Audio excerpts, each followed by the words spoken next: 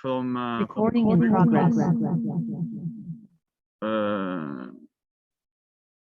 Something went on, but okay.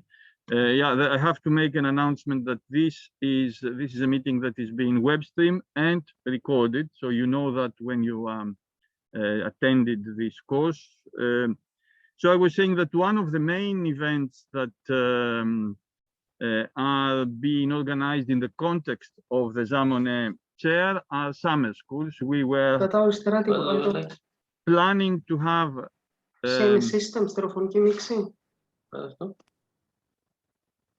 το μικρόφωνο είναι ανοιχτό, δεν μ' ακούτε?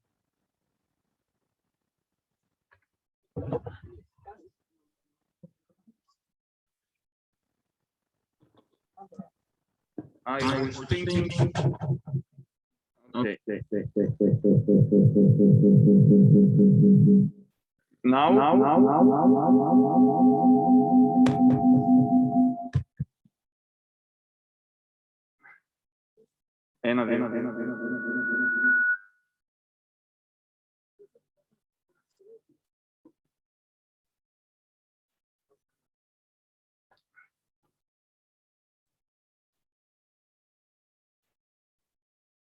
Now can you hear? Yeah, now it's okay. Great.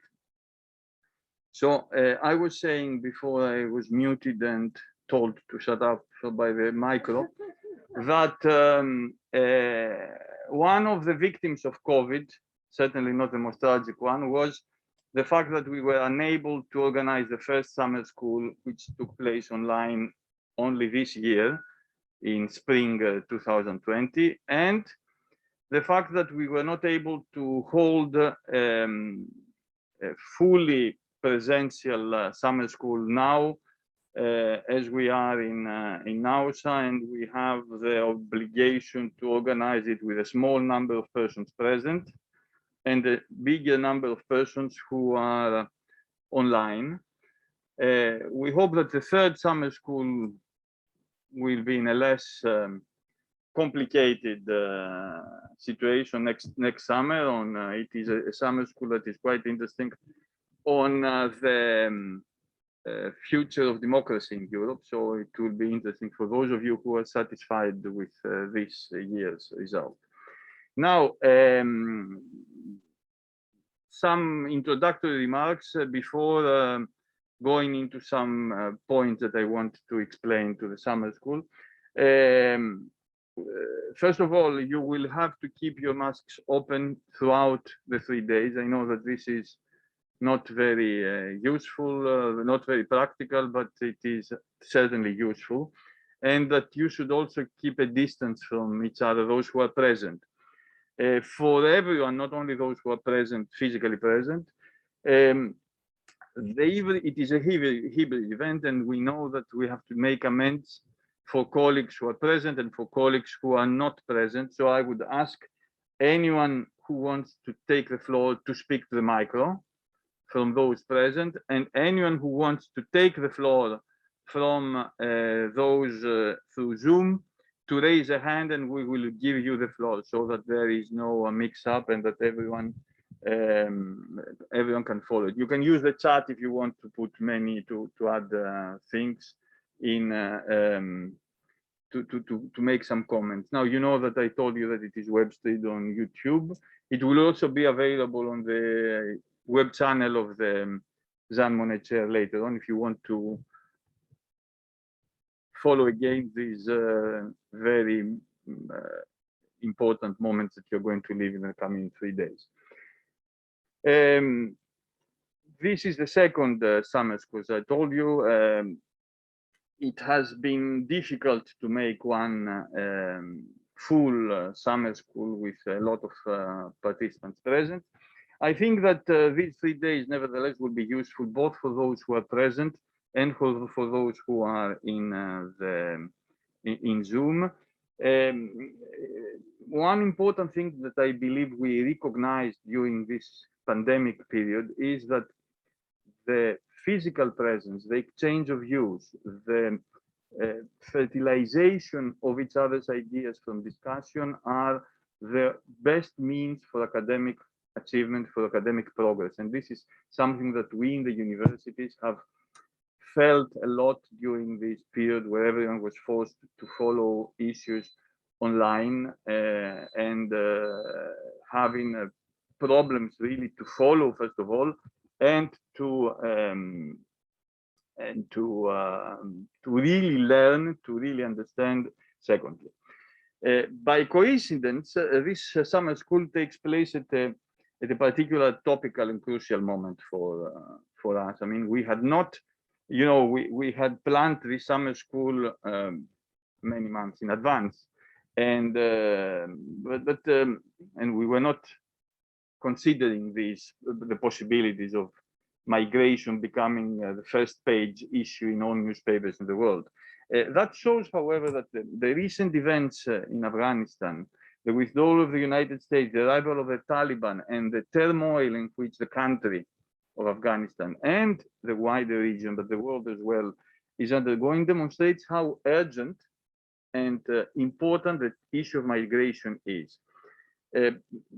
Of course, migration is not a novel phenomenon. It existed all since time immemorial, since humanity appeared in the earth. Movement of the populations was how the world was done, was conquered by humans. It is not a new phenomenon, but in recent years, even in recent centuries, I would say, it was for a long time considered as something natural, as something that is a phenomenon, is a physical matter of life. The United States, many other countries were built on migration.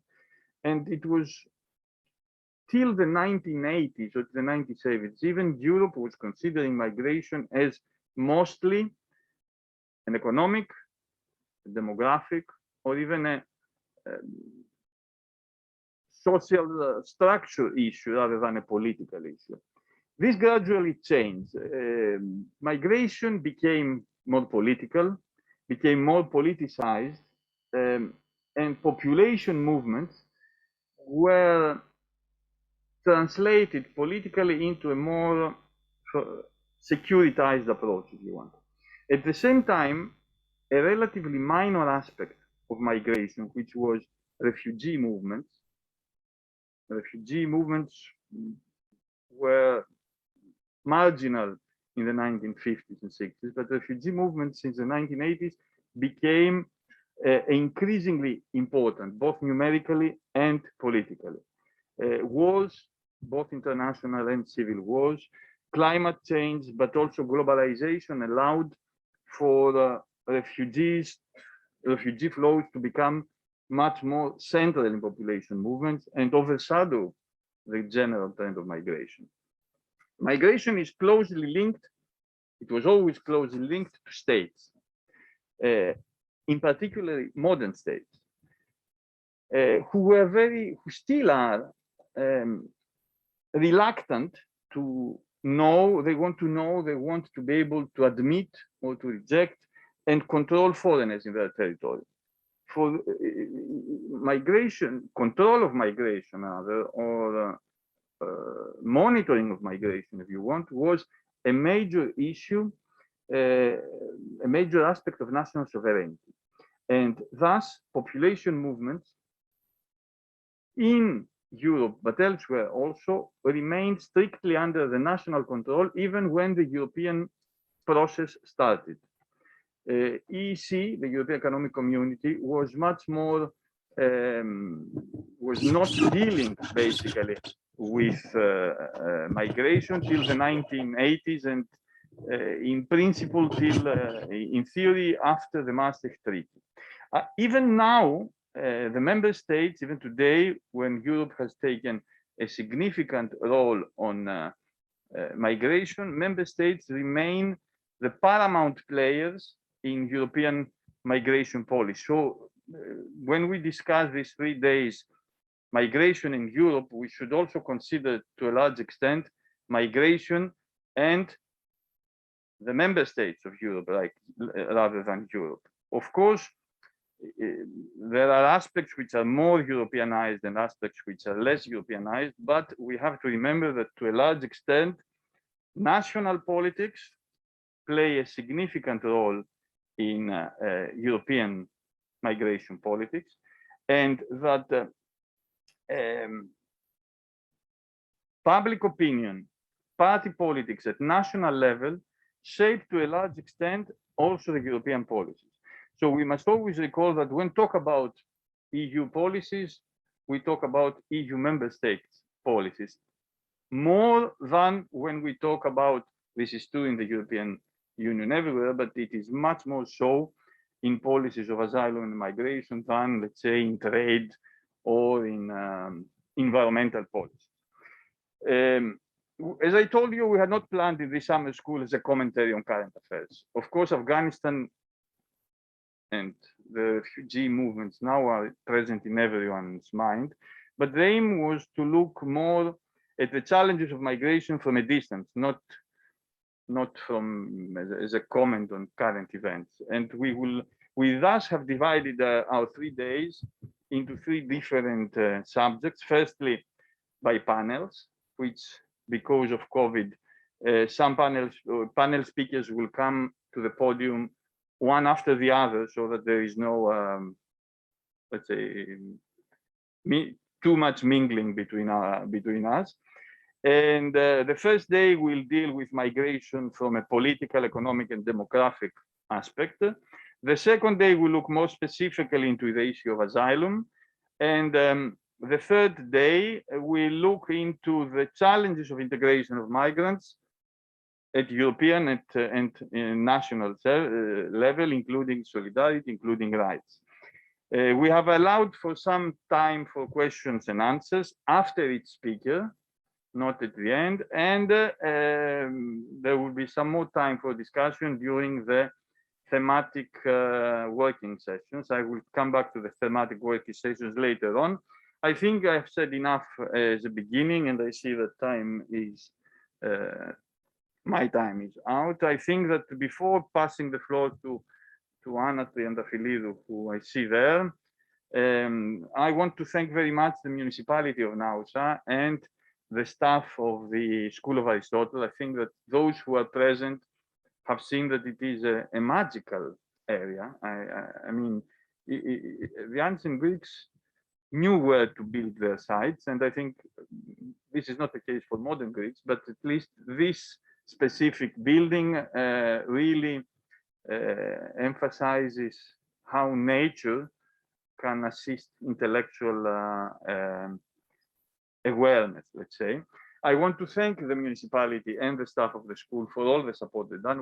I'll say that at the end. I don't want to go now. Without any further comment, I want to give the floor to our keynote speaker, a colleague from, I think, from the University of Thrace originally, but with a long parcours in the world, Anna Triandafyllidou.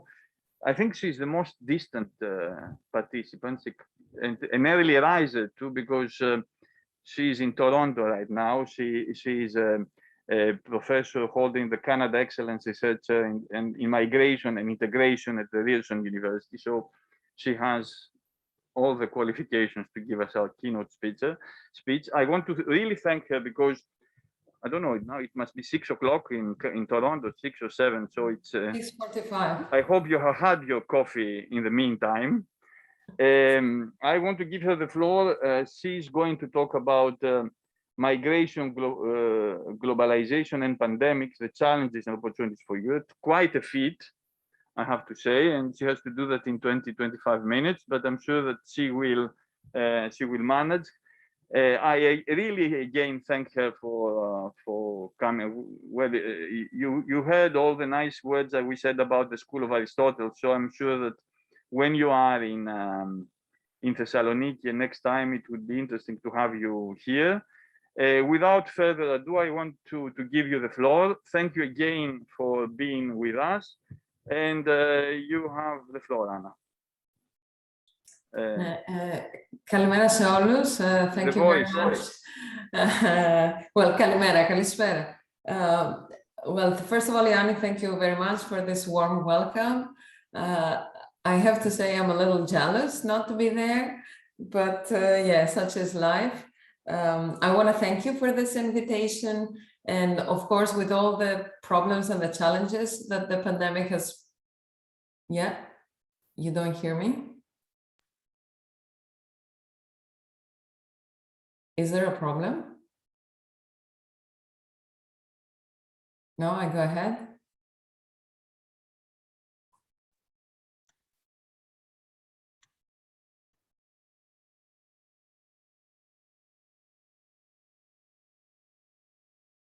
Okay, should I go ahead? I don't. Anyhow, I'll go ahead, and if there is anything, write to me in the chat. So anyhow, I was saying I'm jealous not to be there. No, I should wait.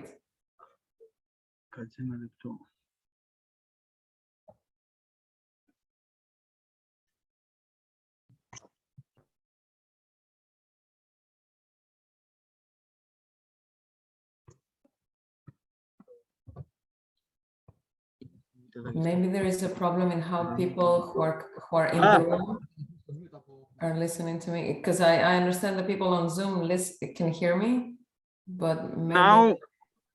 now it's fine.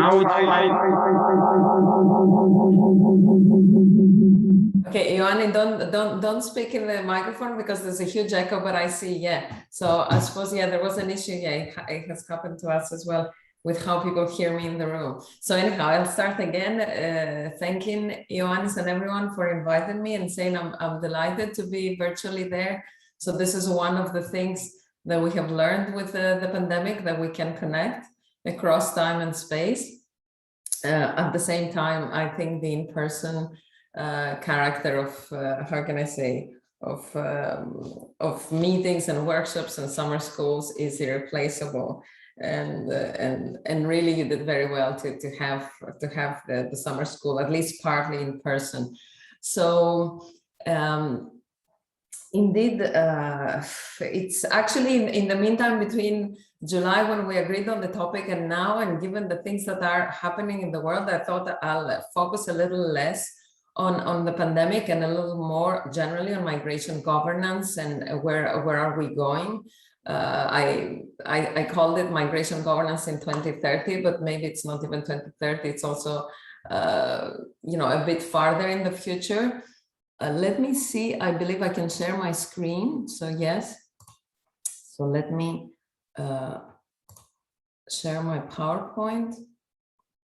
Yes, here we are. Come on. Yeah. So in my talk today, of course, and as I agreed with Ioannis, I wanna give a few reflections about how migration is changing and how migration governance is changing these days, and what do we make of it, and how we should improve, you know, both our understanding and possibly our doing migration governance. And then I hope these reflections can be offered as a framework within which to consider in your next sessions and the next few days the position of Greece, and if you want also the position of Europe and Greece within Europe. So I want to emphasize first of all that I think migration is changing in many ways, both in kind of technological terms, but in sociopolitical terms too. It is changing in terms of governance. We have seen a global governance regime emerging with the global compacts. I mean, it culminated with the global compacts in 2018, but ever since we've had the pandemic, and one would legitimately wonder whether the world that we're living in today is the same as the one when the global compacts were negotiated. And what I want to say is that I think we need to decenter a little bit our perspective towards the governance of migration. And by decenter, I see different levels of decentering, because one, immediately when we think about decentering, we're thinking geopolitical, geopolitical terms, decentering like center and periphery. And of course, who is the center and who is the periphery is also a whole debate. But I'm talking about the decentering that is also more related to who are the actors of the governance and at what level they operate, and also the important, if you want, tension between cities and rural areas and the role of migration in these two different contexts. But let me tackle one thing at a time. So first of all, I suppose some of you have had this question, when you meet with friends who don't work on migration or asylum, and they would ask, oh, how is migration different now than it was after World War II? And particularly in Greece, people would say, oh, Greeks migrated in the 60s and in the 70s, but they migrated legally, and people now move a lot, without the appropriate documents, or the smugglers, this fake asylum seekers, etc. And I think, of course, well, first of all, I find myself in very unpleasant situations. I think when, like, over dinner, you have to give people, the introductory course to the study of migration today. But I always like to put it very simple and invite people to think on how the world has been different after World War II and the reconstruction of Europe, and if you want, the whole world after a destructive war, and at the same time, of course, after World War II, the approval of the Charter of Fundamental Rights, and the fact that we have internationally agreed for to respect and maintain the fundamental rights of all people, and also the Geneva Convention and the right of asylum. But I want also then, because this may seem too distant history, to point out of the importance of 1989. I think we cannot just underestimate the importance of 1989 for the whole world, but also for Europe in particular, because I think it has really repositioned, the whole way in which we understand ourselves as the West, in inverted commas, or as Europe, and who is the other, whether the other was before, for capitalism, it was communism, it was the Soviet bloc, and then suddenly this other has disappeared, and there was no other to confront ourselves with. And I think that is a lot, a very important background that we forget when we talk about migration or migrant integration or even asylum. I'll just say this very briefly, that before 1989, asylum, most of you, I think, in the room, participants of the summer school, were not even born then. But before 1989, asylum seekers were very much welcome, because usually they were fleeing communist regimes or the debacle of colonial wars, like in Vietnam, post-colonial wars, related again to communism. So they were kind of the demonstration that the West and capitalism and liberal democracy is the right regime. So they were very much, welcome. And what we see now is a totally different story. Then, of course, 2001 is, and the famous 9/11, even if for Europe that was a bit less felt, it did start a period of global preoccupation with international terrorism.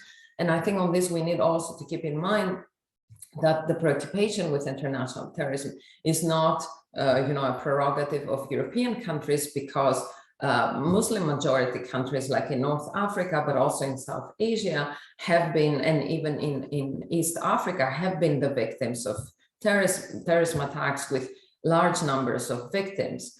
And then I put down 2020 because of the pandemic. Of course, one might also consider the global financial crisis of 2009 and the years after, but I think in terms of migration, what we have seen in 2020 is something unprecedented, as the world came to a standstill. And right now, I think the world is starting to circulate again, but the pandemic has really created, has actually left people stuck, sometimes at destination. Well, that was probably my case, as we had moved to Toronto in summer 2019, and our life was very different until March 2020, and very different after March 2020. But a lot of people were forced to return. You can think of, a lot of workers in the United Arab Emirates, for instance, that were forced to return, and we, you know, sometimes were kind of dumped at airports and sent back home without their salaries paid and without any provision of what will happen to them, as their lives are dependent on their temporary work at the Emirates. Similarly, internal migrants in India were stuck in different places, but you know also that we have chartered flights in Europe and in North America to bring in seasonal workers.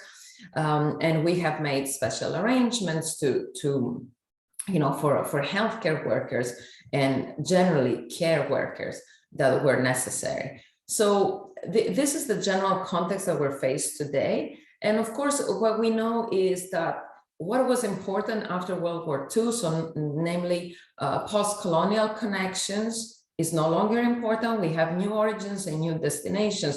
I have always cited, for instance, a study of more than 20 years ago that was speaking about Bangladeshis in Rome. And I think it was a seminal study.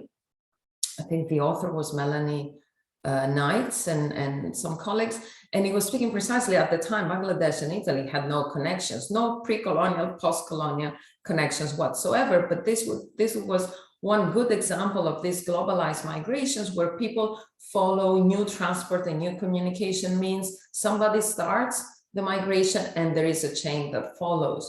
At the same time, I think what we've been facing through these decades, and personally, I can really, you know, put my finger at when this happened, at least in my work. I used to say I'm a migration scholar. Asylum is for international lawyers and, you know, for legal experts. Asylum has nothing to do with what I study, but I think it's been more than 10 years, maybe 12 to 15, when I realized that migration and asylum were coming together, and they were coming together not only as a field of study, but also because what we see in Afghanistan is one example, I think, as Ioannis mentioned, of the mixed motivations. And we used to speak about mixed flows, meaning that asylum seekers and economic migrants are traveling the same routes or using the same smuggling networks. But I think it's more appropriate to speak about mixed motivations. And we've seen this with the Syrian crisis. So people flee their country because of violence, insecurity, war, persecution, sometimes that is not personal, but relates to a whole group, or simply creates a situation in which you cannot stay in your country. But at the same time, precisely, there is something about creating a better future for yourself and your family. And we can also, for instance, taking the example of Syria, we know the country, or like former Yugoslavia, these countries were distraught by civil war, and people were not only looking for safety, they were also looking for a future, particularly when a war is protracted, or when a violent situation, or if you want, when an environmental degradation situation, like drought in several parts of Africa, for instance, or flooding in parts of Central America, the Caribbean. You've seen what happened in Haiti, again, a few weeks ago, or persistent flooding in Bangladesh and in the whole of South Asia. At the same time, again, we have seen, I think, growing inequalities both within and among countries, and an increase of growing interdependence. So actually, the pandemic has exposed this very vividly, how much we all depend on global value chains and global systems of production. And when these break down, there are important shortages, or there is an important concern of governments to make sure there are no shortages. Here in Canada, there was a concern about the food chain breaking down. For instance, because of the absence of temporary migrant workers coming mainly from Mexico and Jamaica to work in agriculture, but also in the food processing center. Canada has a huge meat processing industry, for instance. And as in many places, these industries, agriculture and food processing or food packaging, are very much dependent on migrant workers, and many of those are seasonal migrant workers. But we have seen it also with the protective equipment that we were all shipping from China, and suddenly there was a disruption in these chains. So we see that migration is immersed in a whole different socioeconomic global system compared to after World War II, but also even to the 90s, I would say, because the global value chains have become increasingly important in the last 20 years. And with them, of course, and with the internet, and with Internet 2.0 or 3.0, the Internet of Things and the social media, information travels much faster, and people are aware much more of what happens in other places of the world, and transport is cheaper and faster. Again, I'm not sure how this situation will evolve after the pandemic, but I believe many of us in this room, the real room and the virtual room, have used cheap flights, really cheap flights to fly, particularly within Europe, but also, transcontinentally. So all these elements have created a completely different, framework for migrations. And in this, when we consider the global governance regime, I think it is important to ask how voluntary is voluntary migration, and what do we mean by voluntary? I find particularly that in Greece, a lot of people make this distinction as a hard and fast distinction, including the media. You can tell, the sheep from the goats, ta provata και τα ερήφια. So like, the good are the true asylum seekers and the bad are the economic migrants. But I think it is important to realize that it is not, a black and white line. It's rather a continuum, and the distinctions can be very fuzzy. And I often talk about percentages. So I'm saying, maybe someone who is middle class, an engineer with their family, fleeing Syria, having spent perhaps a couple of years in Lebanon or in Turkey, crossing to Greece, trying to get to Germany, where they might have extended family or they might not. Of course, I think their motivation is probably 70–80%. They wouldn't have left Syria if it wasn't for the war. But when they're moving, they're not only seeking protection, they're also thinking about the future. And I think this is something that we will see with Afghanistan. And make no mistake, the really poor people of Afghanistan will go nowhere. They will just stay there. But the middle class and the upper middle class, well, some of them have left. I can tell you, I believe it's not very well known in Greece or generally in Europe. Canada, in Canada right now, we have a very strong debate about people who collaborated with the Canadian forces in Afghanistan. And there is a significant, how can I say, public mobilization that Canada should bring here, not just the interpreters or the people who collaborated directly and their immediate family members, but also their extended family members, so siblings and their families, grandparents, and so on. So the question again arises, where do we draw the line, and how do we distinguish between migration and asylum? And here is where I want to speak a little bit about the global compacts, because in the global compacts, we see this distinction being repeated hard and fast, as if we can tell the two, and these are two different phenomena, these are two different flows. And on one hand, I appreciate that as many of our colleagues have argued, what I'm saying might be dangerous, because they say you're not going to get anything better for the migrants, but you're going to make the situation of asylum seekers and refugees more vulnerable. At the same time, I think we could have seen more in the global compacts about forced migration and about how the two relate and interact, because while I think the global compacts overall are a good development, or as you might want to say, it's better to have them than not to have them. I think the emphasis, particularly in the Global Compact for safe, orderly, and regular migration, the emphasis on exactly that, safe, orderly, and regular migration, is misplaced. I think it risks leaving the bulk of international migration outside, and it risks saying, unless we can make the movement safe, orderly, and regular, we should actually stop them. And there is little recognition. Actually, one can read it between the lines, because as you know, the GCM has 28 objectives, or 22, 23, instead of the 4 that the GCR has. So, and many of these objectives are technical, and if you want in inverted commas, easy, but many of these objectives are political and aspirational, and we know they will take a very long time to materialize, hoping they will materialize.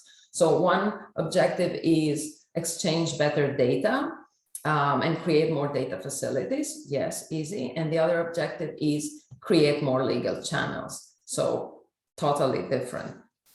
So, and I'm afraid that in the global compacts, we still see this hard and fast distinction between sending and or origin and destination countries.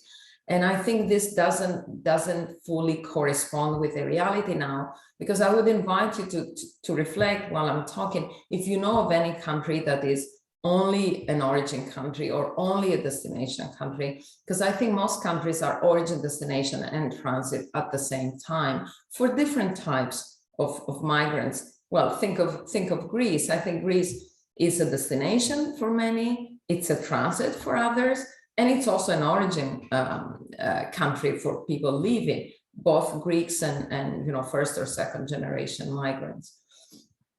Let me, however, proceed, because I'm also conscious of time. Following from my critique in the global compacts, I think we need to deconstruct a little bit the narrative of migration governance and really be aware that this is a complex and very uncertain area of policy, and we should not expect that it can be really controlled and managed in a watertight way, because I'm afraid that what we see in the media and in the political discourse of many governments is a view that migration, so if we're not managing tightly migration, the thing is we haven't done our work properly because we can manage it. And I think this is a fallacy, because migration is so multifaceted and so complex that what you can do is accept the uncertainty, accept that there are things that you don't know, accept that you cannot forecast. Whenever we have tried to forecast flows, we got it wrong. Again, many of you are probably a little too young to remember, but remember 2004 and 2007 and the enlargement of the EU and the efforts to calculate what would be the internal migration within the EU once the EU was enlarged and everybody was an EU citizen, and they got it just totally wrong. And this was neither the first nor the last time. So, and I think what we find in particularly in both the media and the political discourse around global governance is the idea that the compacts bring in a lot of technocratic expertise. We have mobilized now the whole UN network of migration. Of course, it includes also civil society, not just governments and experts, but we can solve the issue. It's just a technical issue.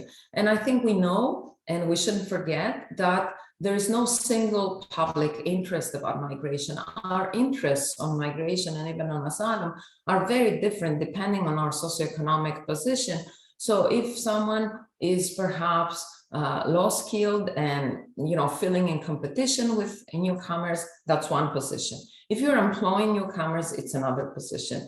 If you're a family and you're looking for a care worker and you cannot find it, or an employer who's looking for a worker in construction, in agriculture, but also in IT engineering or in sales, you have a different interest. And if you work for an NGO, again, your view is different. And if you're part of the police or the border guards, so I think it is important to recognize these different positions that we have, and that we need to acknowledge these different positions and to acknowledge the tensions that exist, both within a country, but also, if you want, within a region, such as the European Union. And going forward from that, I want to say that we need to decenter our perspectives, taking into account also how the world is becoming increasingly less West-centric. I think I touched on some of these issues that I referred to in these slides also earlier, but I want to emphasize how important they are, because sometimes, again, I find that migration and asylum studies tend to be closed into their own both legal and socio-political context, and we forget the wider context. I already mentioned the implosion of communism, I think I didn't mention, however, the emergence of new power centers, both economic and political power.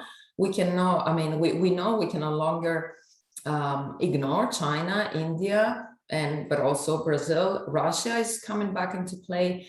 We know that now the G7 has less importance than it used to have. And even if you look at the composition of the G7, you're thinking these people, you know, these countries live in a different world, the world of 30, 40 years ago.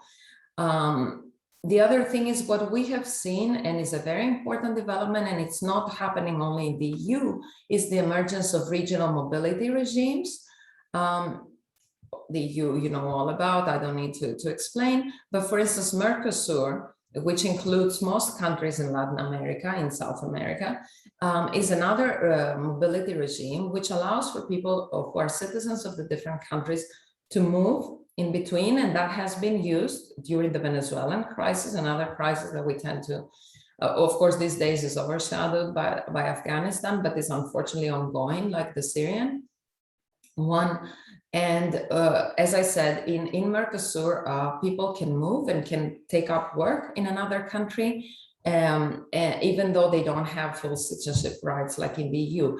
And in West Africa, we have the ECOWAS, which is a similar system, which, however, is for the time being not so much fully implemented in this region. At the same time, I think what we have seen, again, until the pandemic, I'm not sure if we're going to see it now with the anti-vax movement, as we try to leave the pandemic behind, is this transnational civil society mobilizations and the strong emergence of the transnational civil society, which started mostly with the global financial crisis of the early 2010s. We've seen it in things like Gezi Park movement or the Arab Spring, and with citizen journalism, people, you know, broadcasting through their phones, real time, what is happening in Gezi Park or what is happening in, can't remember the name of that, Cairo Square in Egypt. And also, let us not forget Fridays for the Future, which were very important in 2018 and 2019, and which have again been overshadowed by the pandemic. So really, I think we need to take stock of all these developments and think of how these should inform our understanding, but also our practice of migration governance. So first of all, I want to argue about decentering migration governance in terms of country perspectives. As I already said, I think most countries experience emigration, immigration, and transit migration at the same time. But of course, we need to take into account the power asymmetries. So if we think of Italy, which is actually also my second home country, I've lived in Italy for over 10 years, and I feel I know the country intimately. And so Italy experiences a significant brain drain. There's a lot of people who are moving out of Italy, professionals or also researchers, for a number of reasons that I'm afraid are similar to those of Greece. And usually they go to other EU countries. Some of them might go to the US or to Australia, or even the Middle East. Then Italy is an important destination country for asylum seekers and economic migrants from North Africa and West and East Africa. Italy has a significant Nigerian population, but also significant Filipino and Chinese population. And at the same time, for some of these migrants, it is a transit place. For instance, Eritreans that come to Italy via Libya, and with all that this entails, usually try to move forward and meet other Eritrean communities further north and west in Europe. I talked before about Bangladeshis or Afghans, which have been a similar case where some have stayed and others have moved. Now, a similar thing happens in Nigeria, although you might not think about it because we tend to think, oh, Nigeria is an origin country for Europe. Nigerians want to come to Europe or, for instance, North America. Yes, that is true. There is quite some migration or at least interest in migration from Nigeria to, say, Europe. But there is also very important migration within the West African region, and Nigeria is an economic powerhouse in the region, despite its socioeconomic problems and even political instability problems. So there's a lot of people, for instance, from Ghana that go to Nigeria to work, whether long-term or short-term. And some of them stay in Nigeria, some go back, some are traders, and some, of course, might try to go further up north to Morocco and cross to Spain. So what is different, however, in the global context is that Italy is seen as a first world country, and I use this in inverted commas because and Nigeria is seen as a third world country. And when it comes to global negotiations, they sit at different sides of the table. But I think it is important to become more aware of the positions of Nigeria, the interests of Nigeria, and also become more sophisticated of what happens in Nigeria when the Nigerian government or policymakers try to negotiate, for instance, bilateral or international agreements. That there is recent very interesting research that shows, for instance, that there too, different ministries have different priorities, and they have tensions within each other, that they have an internal electorate that they respond to, that they have regional interests, and for instance, stiffening their borders is very bad for the regional economic transactions, regional trade, and regional migration. And that also, for instance, diasporas play a role. So I think these are very important issues to keep in mind. Coming to decentering with locations and actors, I think it is important, and it has happened a bit more with the pandemic, to see the difference between cities and rural areas, both because cities are perhaps the first destinations of migrants of the largest number, because that's where employment opportunities are, because that's where communities are, and people, find places to stay and people to support them, particularly at the initial time of arrival. But at the same time, because it's in cities where we see multiculturalism happening and socio-cultural transformation happening. At the same time, rural areas have their own dynamics. We've seen how important migration is for agriculture, as I just said, at least in Europe and North America. These sectors are dependent on migrant labor. And I know that many of the workshops that happened during the last year were saying, oh, we need automation, we need, more technology. But I think alongside technology, we still need to populate our rural areas, and that we should not forget.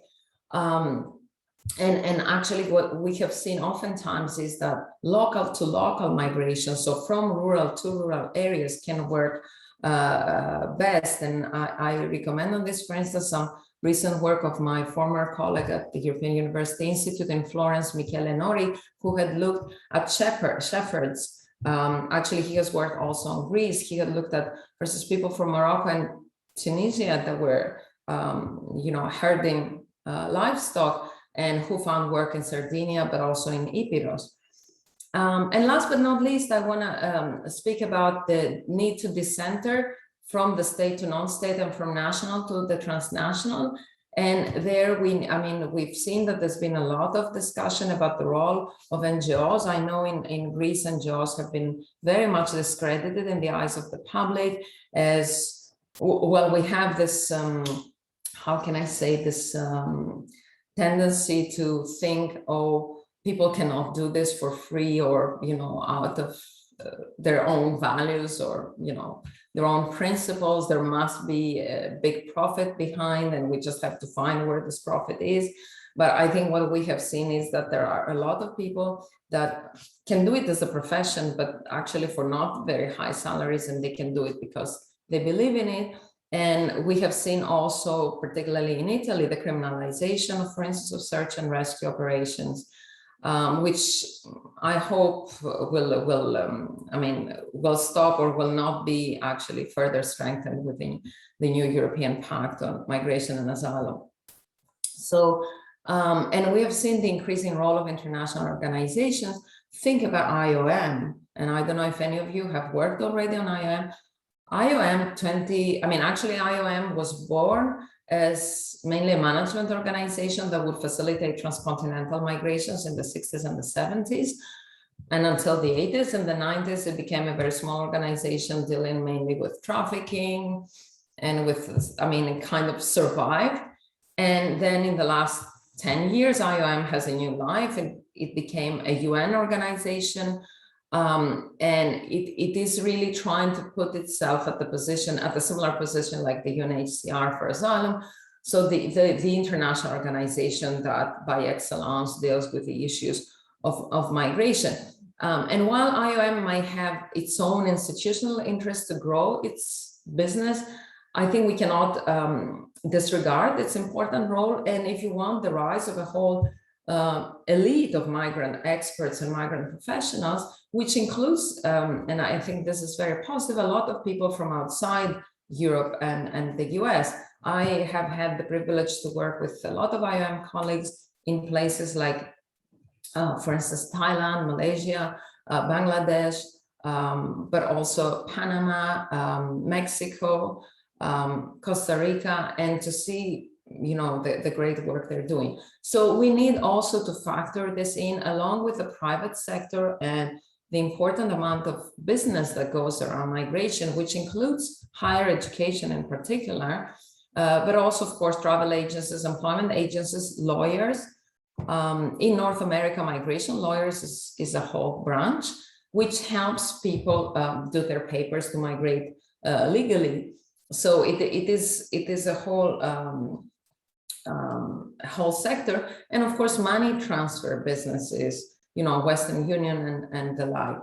So concluding, you know, my talk, I want to just say a couple of words about where we stand in this context in Europe and with the EU Pact on Migration and Asylum, and I know you'll be discussing this in coming sections. So so I just want to throw in there some reflections about how much the new pact is doing the decentering or not doing it, and just to invite you to reflect. And if you want, I mean, we can have questions in the short Q&A about, for instance, the search and rescue by private vessels and the relocation of the disembarked persons, where the pact tries to do away with civil society and actually almost hints to what has been the discourse of many conservative political parties in Europe, that NGOs facilitate the role of smugglers.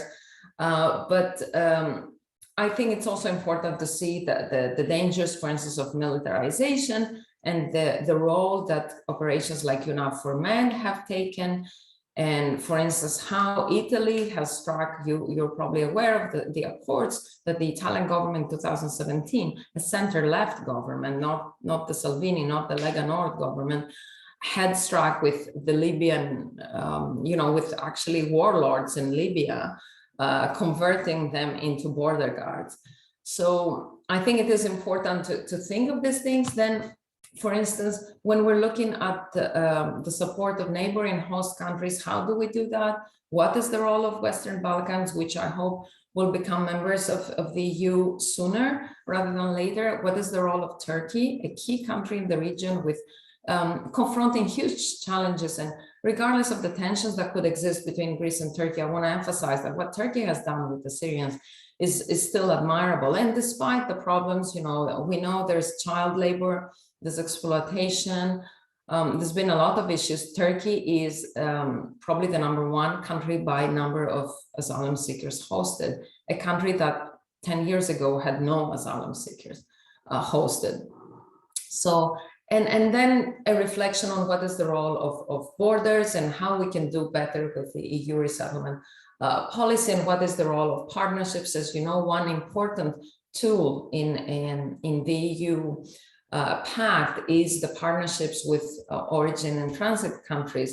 And I think there's a lot to be discussed there on whether these are partnerships or whether somebody dictates and the other does, you know, obeys, but also how they could be turned in partnerships in reflection of what I was saying, for instance, about what happens in Nigeria. And you can think, for instance, that countries like the Niger and Mali, that are among the poorest and the weakest in Africa, were quick to sign these partnerships, but a country like Nigeria is not signing the partnership because there's less to gain and more to lose. So these are issues, though, I think that we need to take into account going forward. And I would like to conclude my talk with that, well, inviting us all to reflect on where do we go from here and what will be the situation in 2030. I personally hope we're not going to have a pandemic anymore, neither a new one nor this one. But I also don't have the crystal ball in saying, will migration be very different, or will asylum be very different? And I would like to thank you for your patience and attention for this last 40 minutes. Thank you.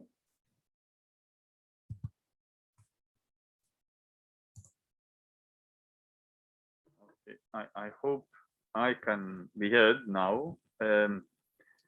Thank you very much, Anna. I think you talked about quite a long list of issues, which I'm sure will be discussed later on, from the fact that there are no mixed migrants, but there are mixed reasons for living, or persons whose obligation to live is temperated by the financial need. So that is also an issue that we can discuss tomorrow when we talk about asylum and how well asylum, the legal context of asylum that we have since 1951, is suitable to the current situation.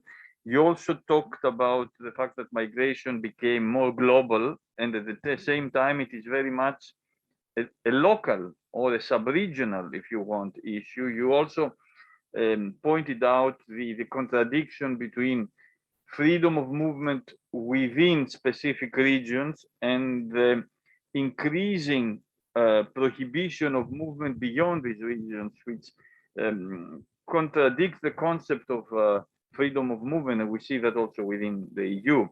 We have some 5 minutes, I would say, for questions or comments. So someone who would like to ask a question or to raise from within, or from Zoom, or from the meeting room,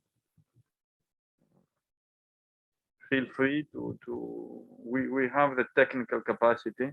There is someone who raised the hand, but I'm not sure I show it somewhere. But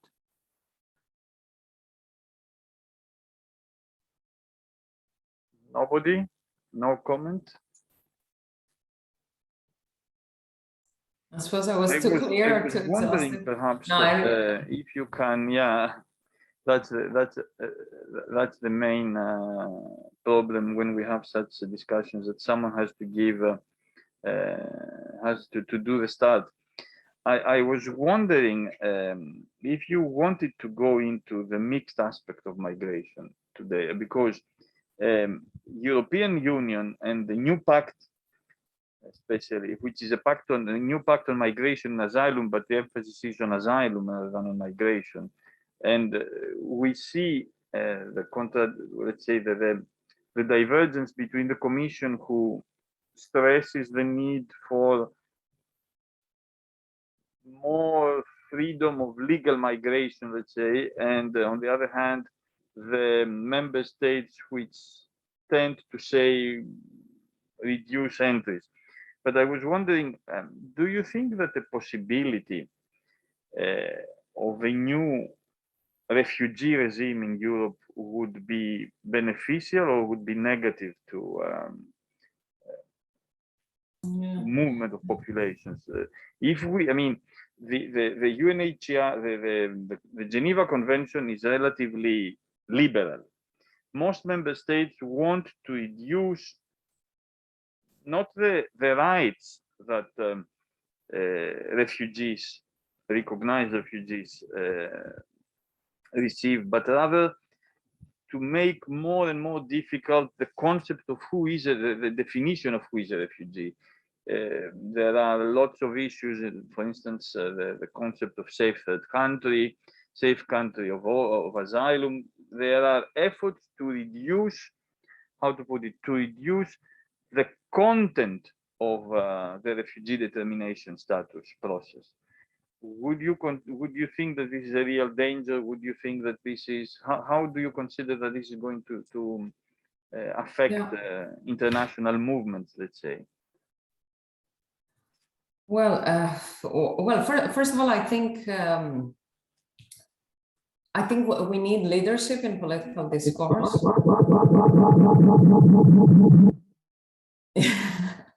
First of all, I think we need leadership in political discourse. And again, I don't know how many of you were following at all Italian politics. For instance, I'll give an example, and we can criticize the former Prime Minister of Italy, Matteo Renzi.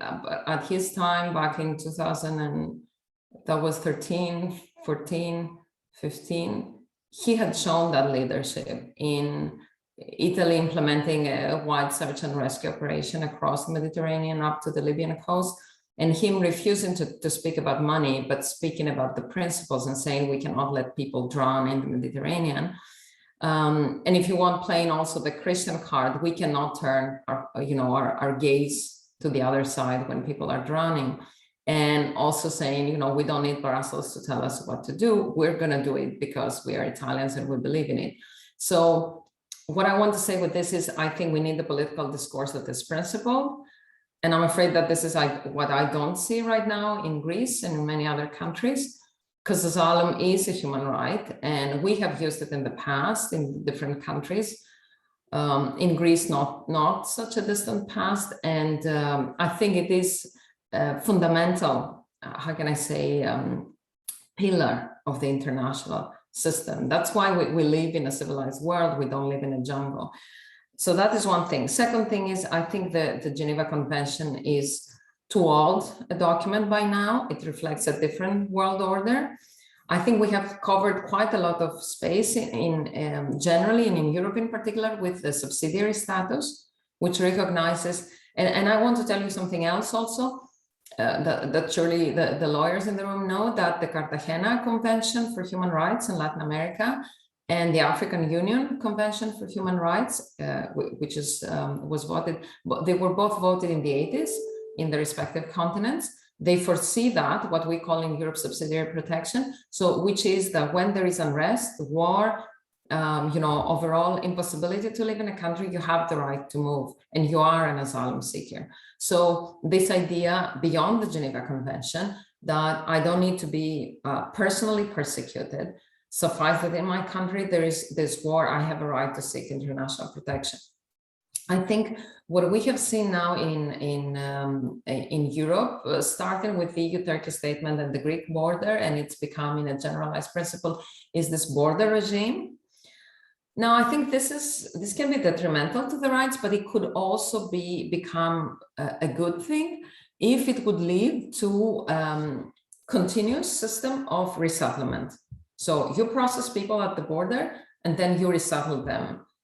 Well, some will say in Greece or Italy or Spain or which other first arrival country, but others will go elsewhere. And I always tend to say, because sometimes people say, oh, you see, the 2015 crisis, even Sweden closed its border. Yeah, Sweden closed its borders, but Sweden is a 6-7 million country, and it took 250,000 people. If for every 7 million EU citizens we had taken 250,000 people, then there wouldn't have been a problem. So same, Austria closed its borders, but it took 200,000 people. Germany took 1 million. So I think Greece did its share, even though with bad, still bad and deplorable conditions in the camps, particularly in the islands. Italy has done its share, but there's many other countries in the EU that have not done their share, and they should. So I think we can use this border processing in a positive way.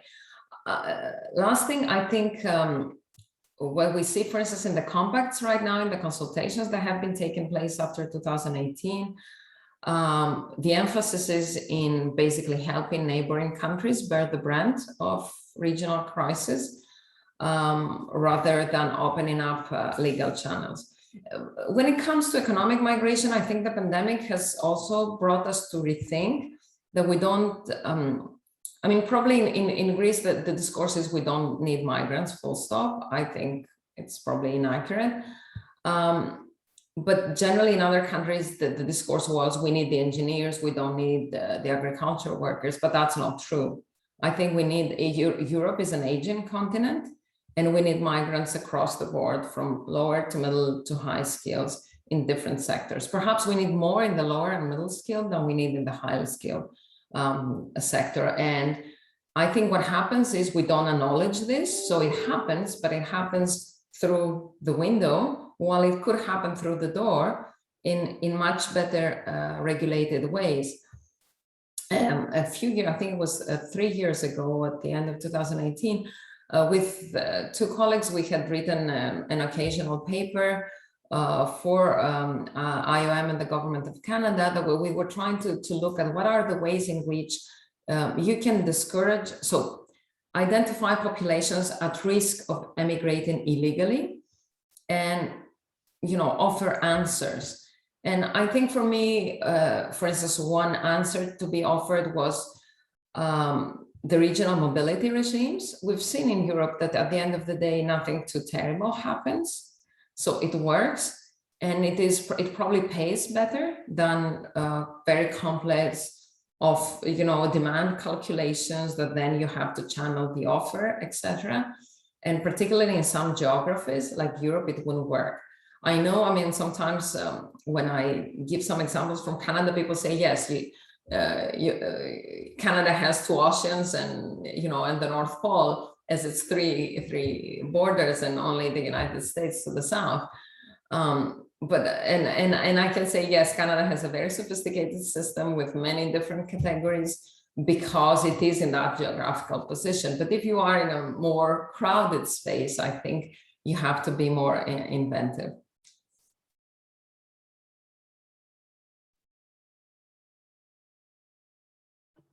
Okay.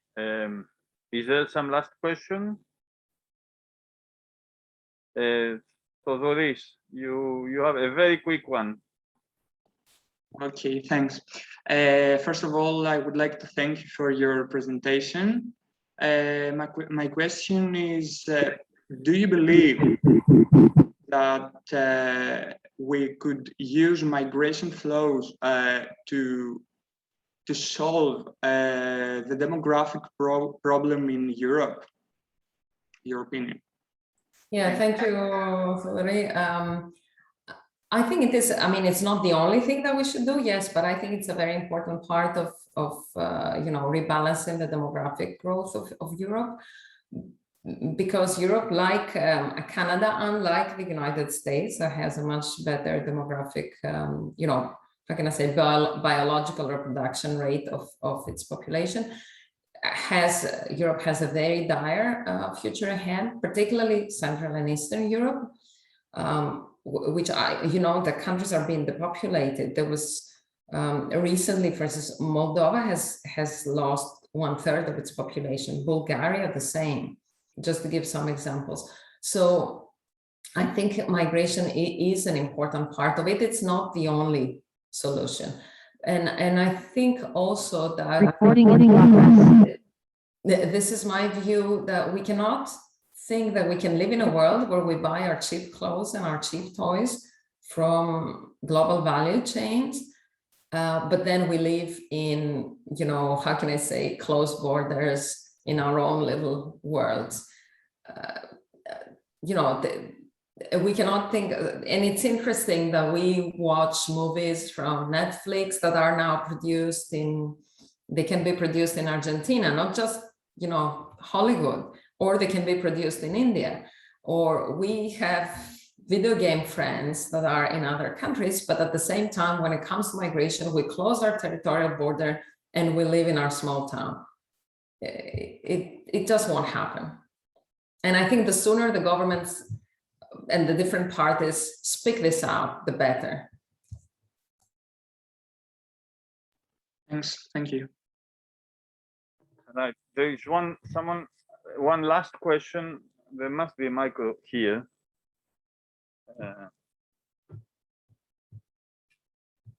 To the lady.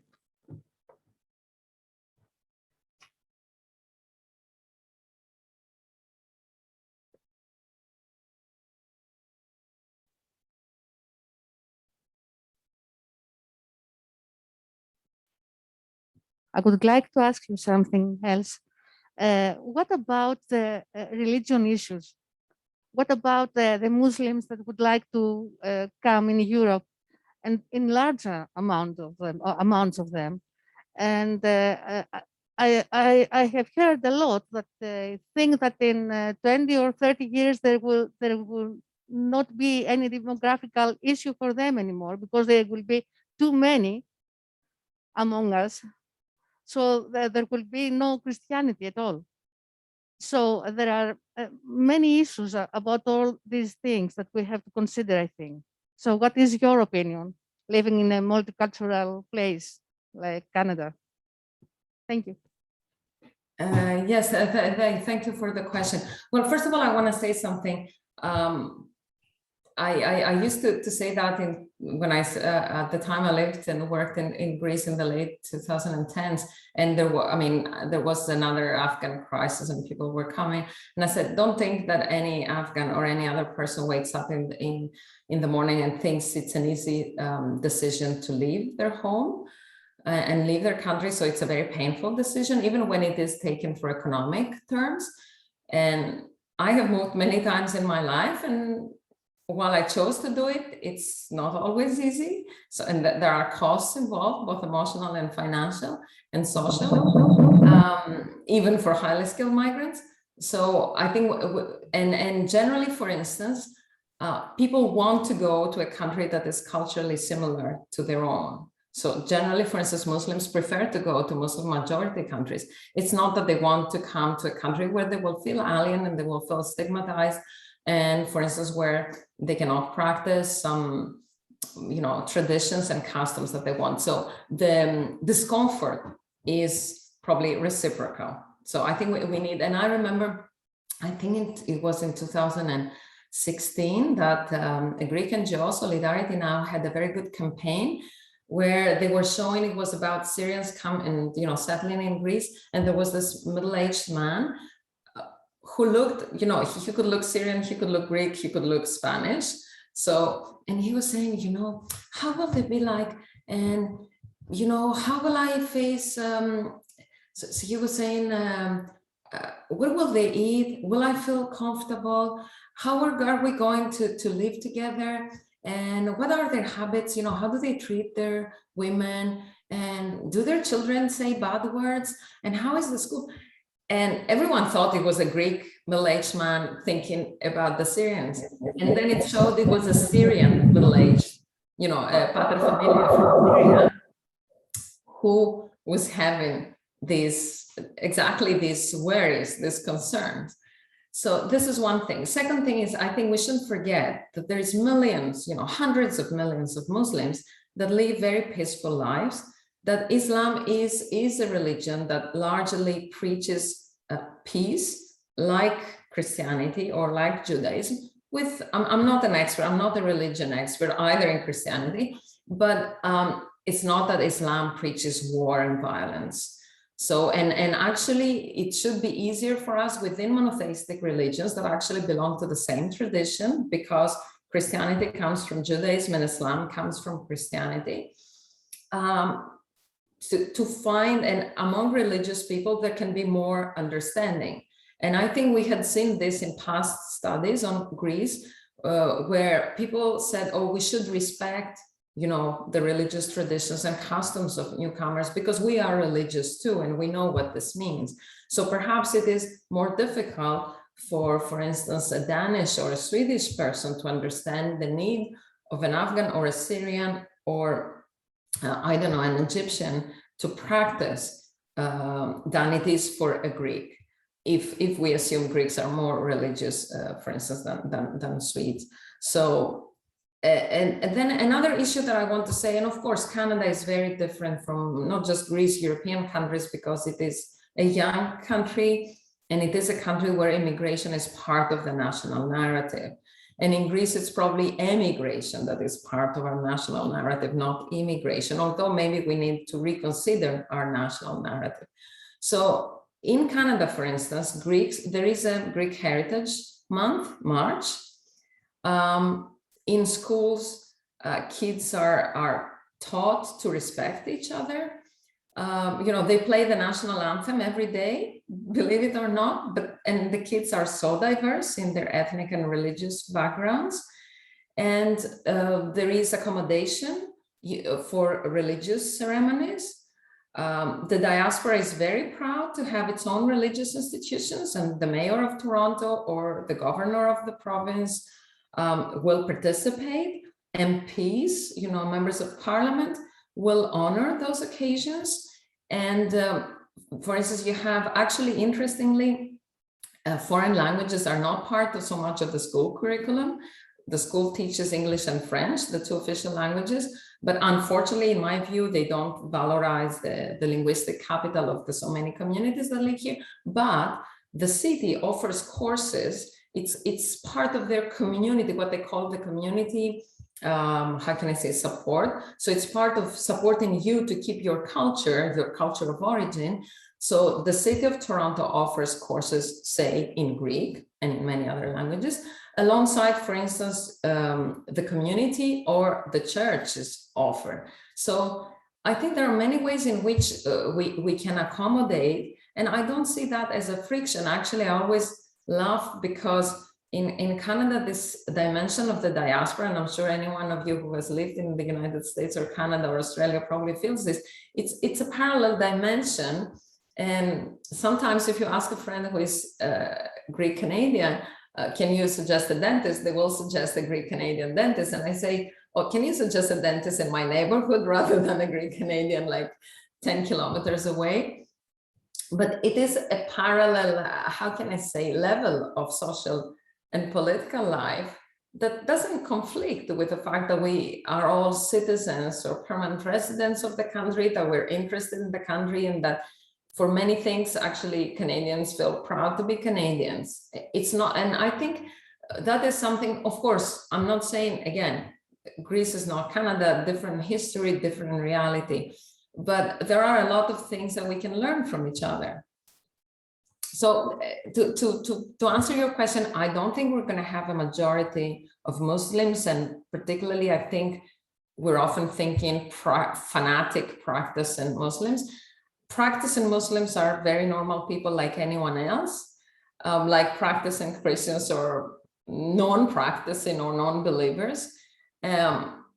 And I think there are many ways in which in the public space we can accommodate. And again, sorry to be a little too long. I think it was 4 years ago, there was this very interesting exhibition in the Benaki Museum in Piraeus, which was called, it was Topi Latrias, you know, like places and ways of, how can I say, of religious, you know, expression. And it was looking into all the informal prayer rooms and religious festivities in Athens. And it was just incredible, the richness of this.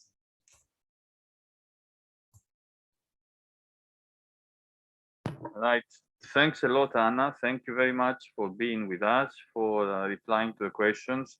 I think as responsible for the organization, we are behind schedule, but I think everything was very interesting, and I think we got a lot of input that we will be able to process later on.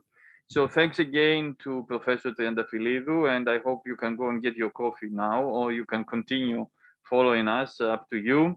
I will move directly Thank you very much to our first panel. As I said, the panels will be not real panels because of COVID. So we will have Professor Valeria Fargion first. I will move over there, and she will talk to you about the troubled waters where the EU is finding herself. You'll sit here. Yeah, so you have to tell me how to put my PowerPoint on. We have please. one small technical interruption, and we'll pass on.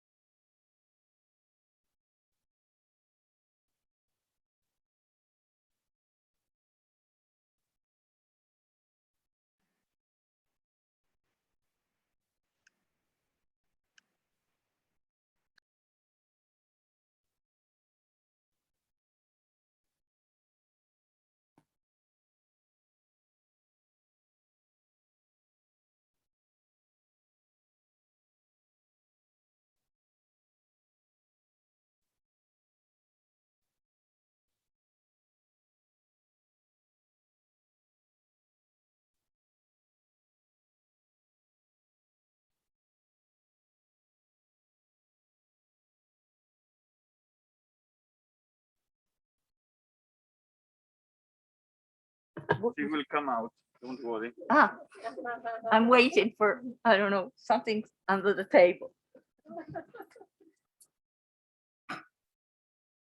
But can they hear me or not? Yes, they can. So it's in the room. There's a problem. Everything's fine. Yeah. She came out. So,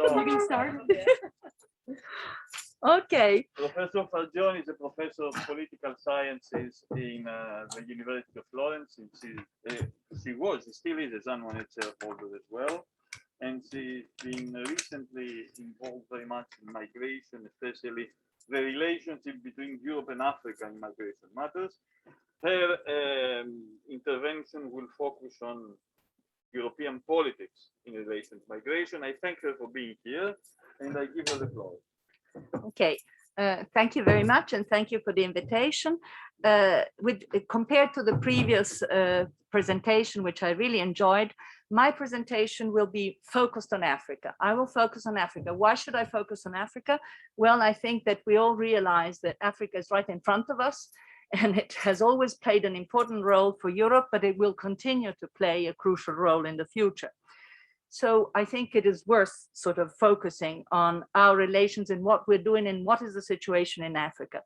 Let me just briefly say that in my presentation, I will go ahead in 5 steps. The first step, and I will devote most of my intervention on this, is devoted to a better understanding of the structural problems that underpin migration and mobility from Africa. So I will focus on drivers and dynamics. So in particular, I will focus on conflicts, terrorist attacks, climate change that are extremely important for us to understand if we want to understand what migration is about, especially from Africa.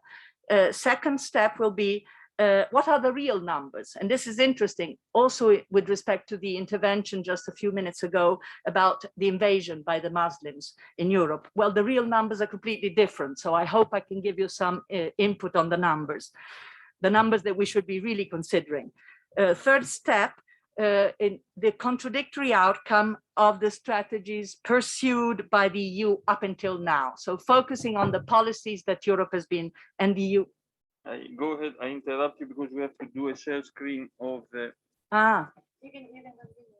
ahead, yeah. Okay, so I will focus, I will provide some information on as I said, the contradictory outcomes of the policies that have been pursued by the EU with respect to Africa. Hopefully, point 4 and 5, the current limits of EU external action and some words on the way forward. Let me say immediately that I'm not a specialist on migration. So why is it that I was invited? I have spent practically all of my life on social policies, comparative social policy. And over the last 10 years, I've been focusing on EU development cooperation with Africa. So focusing on the external dimension of EU policies. And the point what I want to start with, where I want to start from, is precisely that there is a mismatch between what is actually happening on the ground and the narrative, the discourse that we have in Europe about migration. And let me see how I'm supposed to do this. No. How am I supposed to do this? It's better from here. Yeah. Sorry, yeah. Okay, if I go, okay, my first point is we are concentrated on the finger, not on the moon. This is the bottom line that I would like to try and explain. What happens, in fact, is that I'm quoting now, and I will be using many official EU documents, because actually in some EU documents, you do find good arguments about how we should be handling the issue, but it is completely different from what in fact is then carried out.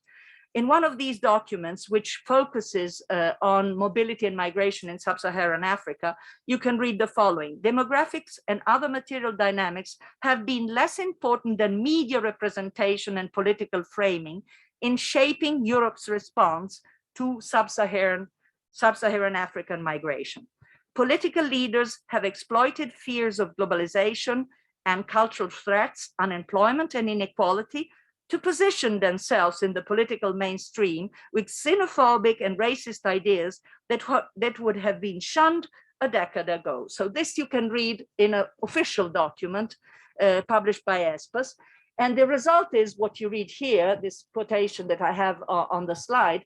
European attention to African mobility has generated a crisis framing that demands almost immediate action, while, and this is my point, while obscuring a broader understanding of what is driving African migration and who, how, and where Africans are moving to.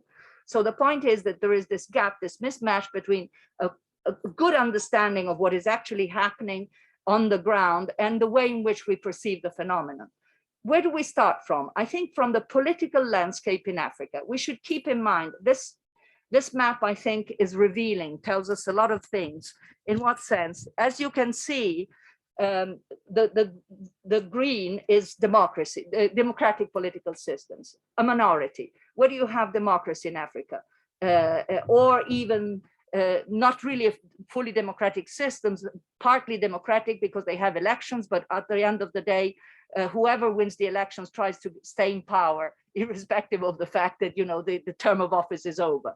So as you can see here, very few countries can be considered democratic. It's South Africa, Namibia, Botswana, then you can consider Ghana, maybe Senegal, Kenya, but the majority, as you can see, are either semi-authoritarian or autocratic. Not only, why should we be interested in this? Now, not only is there an issue about the fact that democracy is really in very few places and that most countries are run by autocratic leaders, but also, as you see, the oblique lines are both on the, you can find them in the green, in countries that with a green shade and in countries with that orange shade, which means if you have those oblique lines, that means that there is a conflict going on. And as you can see, in a large number of countries, there are conflicts that are going on. And you can find this in autocratic and in democratic, and also in partly democratic countries such as Niger or Nigeria. So why do I say we need to start from here? Because what I want to, the point I want to make is that in fact, the citizens the people living in Africa live in political systems where their needs are not taken care of. Not only are we talking about human rights, but even basic needs, education, healthcare. So why do we need to focus on this in a course in a summer school on migration? Simply because this is a wonderful territory. It's a fertile ground for terrorism. Why? If you're not happy, if the only answers that you get from your own government is repression and it's support for very restricted political elites and almost no economic opportunities for the large majority of citizens, this means opening the arms to terrorism. Why? Because terrorism, it couldn't be worse than it is. So why not, let's give it a try to the terrorists are telling us that they can sort of help us in a better way. So now I come to, because this is crucial in understanding, something has happened. No, go ahead, don't worry. Yes, but I don't see the right. No, I see something. Yeah, Sorry. There was an issue with the presentations in Zoom, but continue. Yes, but I'm pressing and I'm not going forward. Page down, and I'm going. Sorry. Because I need my maps. It's all maps.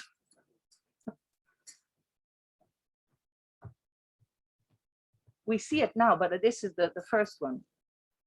You were here, right? No, I'm up here. I have all the, no, further up. Okay, the next one. Okay, but how do I, okay. Yeah, now it's working. I don't know what happened. Okay. So my problem is terrorist attacks in the world. As you see, a great increase, especially after 2011, and this is particularly the case for Africa. Please do not forget that we had what happened in Libya, and the fact that all of the arms from Libya practically were dispersed in the countries nearby. So as you can see here in Africa, the number of attacks increases and the number of deaths, especially it goes up after 2011, okay? Now, this map of the world shows you where is it that terrorist attacks have taken place And as you can see, a very large number of these attacks have taken place. We know it in Europe, but especially in Africa and in the Middle East. So these are the areas. We think, you know, the large majority of the people think, okay, ISIS was, we've got over the problem of ISIS. Not at all. We have a big problem in all of Northern Africa. And we can't forget about this. It's not just an issue. It's not just the terrorists, because what the specialists are telling us, like for instance, studies by Daniela Herrera, it's the mix between terrorism and criminality and criminal groups. So the two are getting together. But they're also offering, this is the point, local population opportunities for economic survival. So they're sharing, you know, they're providing even economic benefits in the areas where they get hold of, and in its areas where the state is no longer able to control the situation.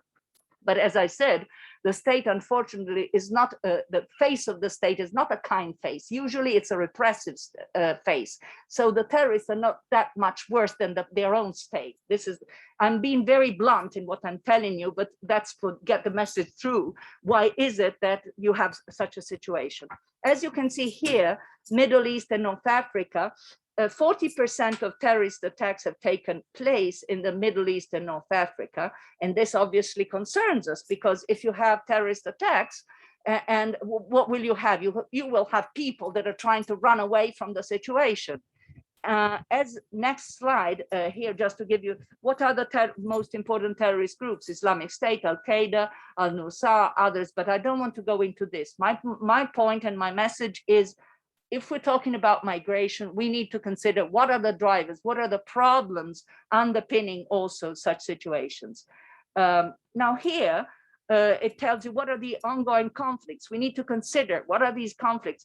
There's a quick mention up there, Yemeni civil war since July 2014, the second Libyan civil war since May 2014, the Sinai insurgency in Egypt, but especially this, we've been talking about that Syrian civil war, but especially Sahel war, the Sahel war.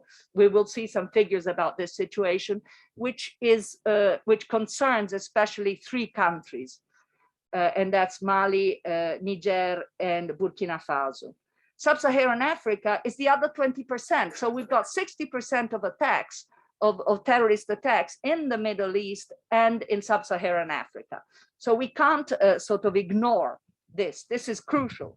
And if you look at in Sub-Saharan countries, in Sub-Sahara, what are the deadliest terrorist groups? Boko Haram. Where did I take these figures? I took them from Fondation l'Innovation Politique, Islamist terrorist attacks in the world, 1979, 2019. So the numbers I'm giving you, it's not just about the last year or the last 2-3 years. This is something that's been going on for a long time. The situation has got worse, but I mean, I'm talking about a structural trend that we need to consider, okay? So in particular, it's Boko Haram that we should be worried about. Look at the countries that have been hit by Boko Haram. Obviously, Nigeria, we know about that, with over 2,000 attacks, but also Cameroon, Niger, Chad, the countries nearby. And here, ongoing conflicts, the Sahel war that I mentioned, this is, unfortunately, the Sahel war, the situation that if you look at the map, the real big problem is between Niger, Mali, Nigeria. That's the area, but you can see it anyhow. That's the area where the big problems are. But as you can see, there's a lot of green on this map. And green means number of attacks. So a large part of Africa is hit by these terrorist attacks. And I have explained that the local population suffers from these attacks, but it also has some opportunities out of it that we should not forget. Because if you don't know how to survive, and the smugglers that are getting the people through coming over to the Mediterranean are going to let you have some part of your gains, this is a way of surviving. The state is not taking care of you. So at this point, there's a void, there's an empty space that is easily filled by the terrorists. I'm running through because I want to come to the point, why is it that I'm telling you all of these nice things? Because this is not a nice presentation in terms of the message that I'm giving, but we can't just rely on the sort of arguments, superficial arguments. We need to understand why is it that things are happening and what is the size, displaced persons. This I would like you to consider, especially, when we in our media in Europe, we see the invasion, the mobility, the migration, we're going to be invaded. Now, the figures are completely different. If you look at, for instance, this African countries generating largest share of forcibly displaced. I'm going to slow down because I think I'm speaking too quick. The largest number of displaced people is in the Democratic Republic of Congo. And we're talking about 6 million people. Please compare the figure, 6 million, with 35,000 people that have been reported by the Minister of Internal Affairs, Italian Minister of Internal Affairs, between January and now, July, end of August of this year, 35,000 people arrived in Italy. Now here we're talking instead of completely different figures, millions of people displaced in Africa. So the large majority, in fact, of the people that are forcibly displaced are actually moving to a nearby country. I just want to mention that the country which has the highest percentage of forcibly displaced people is the Central African Republic, where, can you imagine, out of 4,800,000 people living in the country, as many as 1,300,000 are displaced, which means that because of internal conflicts, they're moving elsewhere, but inside the same country. South Sudan is also another country which is in a desperate situation, with 3,900,000 forcibly displaced out of a total population of 11 million. So here, what you see in this map is actually there is a ratio between displaced people and the total population. This is the information you get here.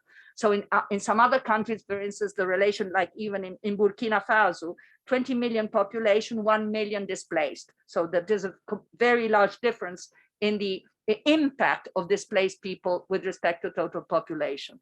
But the next map tells you something else. African countries generating the largest share.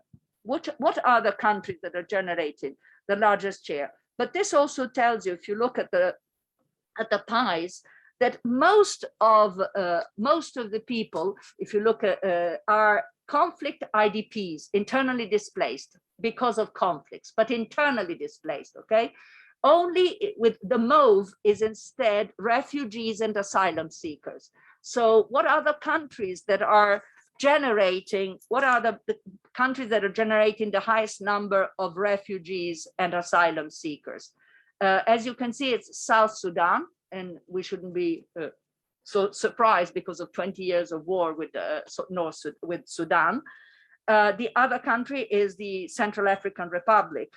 And also you see practically all of the displaced people, all of the forcibly displaced from Eritrea and Burundi are actually refugees and asylum seekers. You should know that in Eritrea, there's life military service. So a lot of young people want to leave the country because otherwise they would be forced to be in the armed forces for their entire life.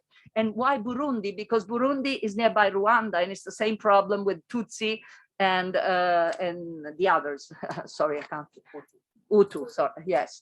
So, but my point is that in general, it's mostly the internally displaced, and we're talking of millions, not thousands. That is what is coming over to Europe. It's tens of thousands compared to millions that are actually displaced in Africa. Here you see what are the countries, and you see the distinction between IDPs and refugees. The only country where really you see for instance, is South Sudan, where the number of refugees is higher than the number of IDPs. Because we also need to consider there's a difference between IDPs and refugees and asylum seekers. In the Central African Republic, you see the figures are more or less the same: 600,000 IDPs, 600,000 refugees. Where do these people from South Sudan as you see, you have 2,200,000 refugees fleeing away from South Sudan. Where the hell are they going to? This is interesting because you find they're not coming to us. Just to make the numbers right. There's 2,200,000, and here you see the host countries. Who's hosting the South Sudanese that are fleeing? There's an issue there because there's ethnic conflict between the Arabs and the Black. There's incompatibility, if you want to put it that way. Uganda is taking 880,000 people from South Sudan. Sudan is taking another 800 because they are the ones from South Sudan that are going north because they're different ethnically from the one in South Sudan, and they're basically the Arab and Muslim. Then you have Ethiopia, another 340,000. The Democratic Republic of Congo, 88,000, 122,000 in Kenya, and another 19,000 in Egypt. They're not coming to Europe. So they're refugees, but they're in Africa and they're being taken care by other countries. But is it just an issue about conflict? Unfortunately now, not only do we have, but the basic, let's remember that the basic issue in Africa is conflict. So that's what we have to address, the issue of conflict, of the conflicts that are going on in Africa, and of the way in which political systems are handling the living conditions of the people that live in Africa. But unfortunately, now there's even climate change, disasters. The blue here is environmental disaster. There can be floods, there can be desertification. But as you see here, the orange is conflict and the blue is instead environmental disasters. Environmental disasters, as you can see from the pies, is especially a big problem in Asia, in South Asia. It's becoming a big problem in Africa, but in Africa, the major problem remains conflicts as driver of forced mobility. Okay, but recently, unfortunately, especially in Ethiopia, we have had, in South Sudan are starting to have even these problems. As you see here, the evolution in terms of drivers, you see new displacement by conflict, violence, and disaster in the Middle East and North Africa. This is for North Africa. And as you can see, it's definitely conflict that causes displacement. Environmental issues, environmental disasters are still a minor issue. But unfortunately, this is Sub-Saharan Africa. You see the blue bars. There are more blue bars and they're increasing, especially look at 2016, 1,100,000 displaced because of the environmental issues. And then the next year, 2017, it's 2.6 million, and again 2.6 million in 2018, 3.4 million in 2019, and 4.3 in 2020. So even climate change is becoming an issue in Africa as a cause, as a driver of forced displacement. This I've already explained. As you can see, disasters are still a minor issue, but they're becoming increasingly important. Now, what do we, if we look at some of the, and I think it is useful to read these documents produced by ESPAS. What is ESPAS? It's an interinstitutional think tank, which means that, why interinstitutional? Because it is for the Parliament, the European Parliament, the Council of the EU, and the EU Commission. And what ESPAS stands for, European Strategy and Policy Analysis System.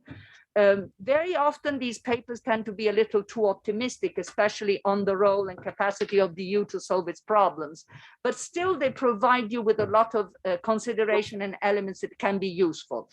And as you see the title, Foresight Reflection, which means we have to look ahead and we have to try and think what will happen over the next years and how should we handle these problems.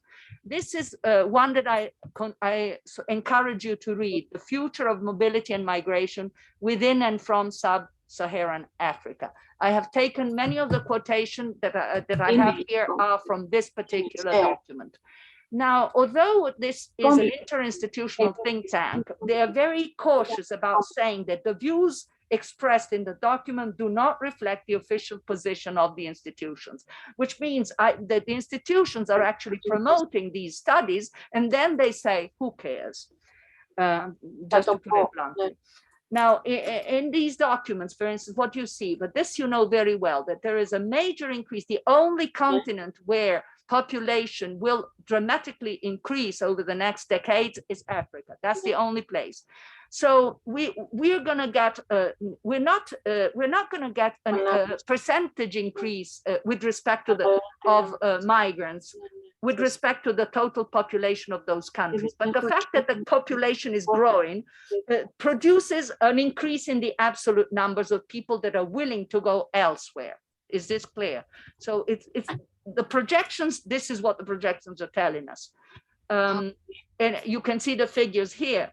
I don't want to go up to 2,100, that's so far away.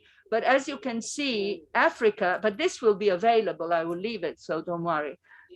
Compared to the population now, which is 1,186,000 in 80 years' time, it is expected that the population will be 4,300,000. So a major increase in population.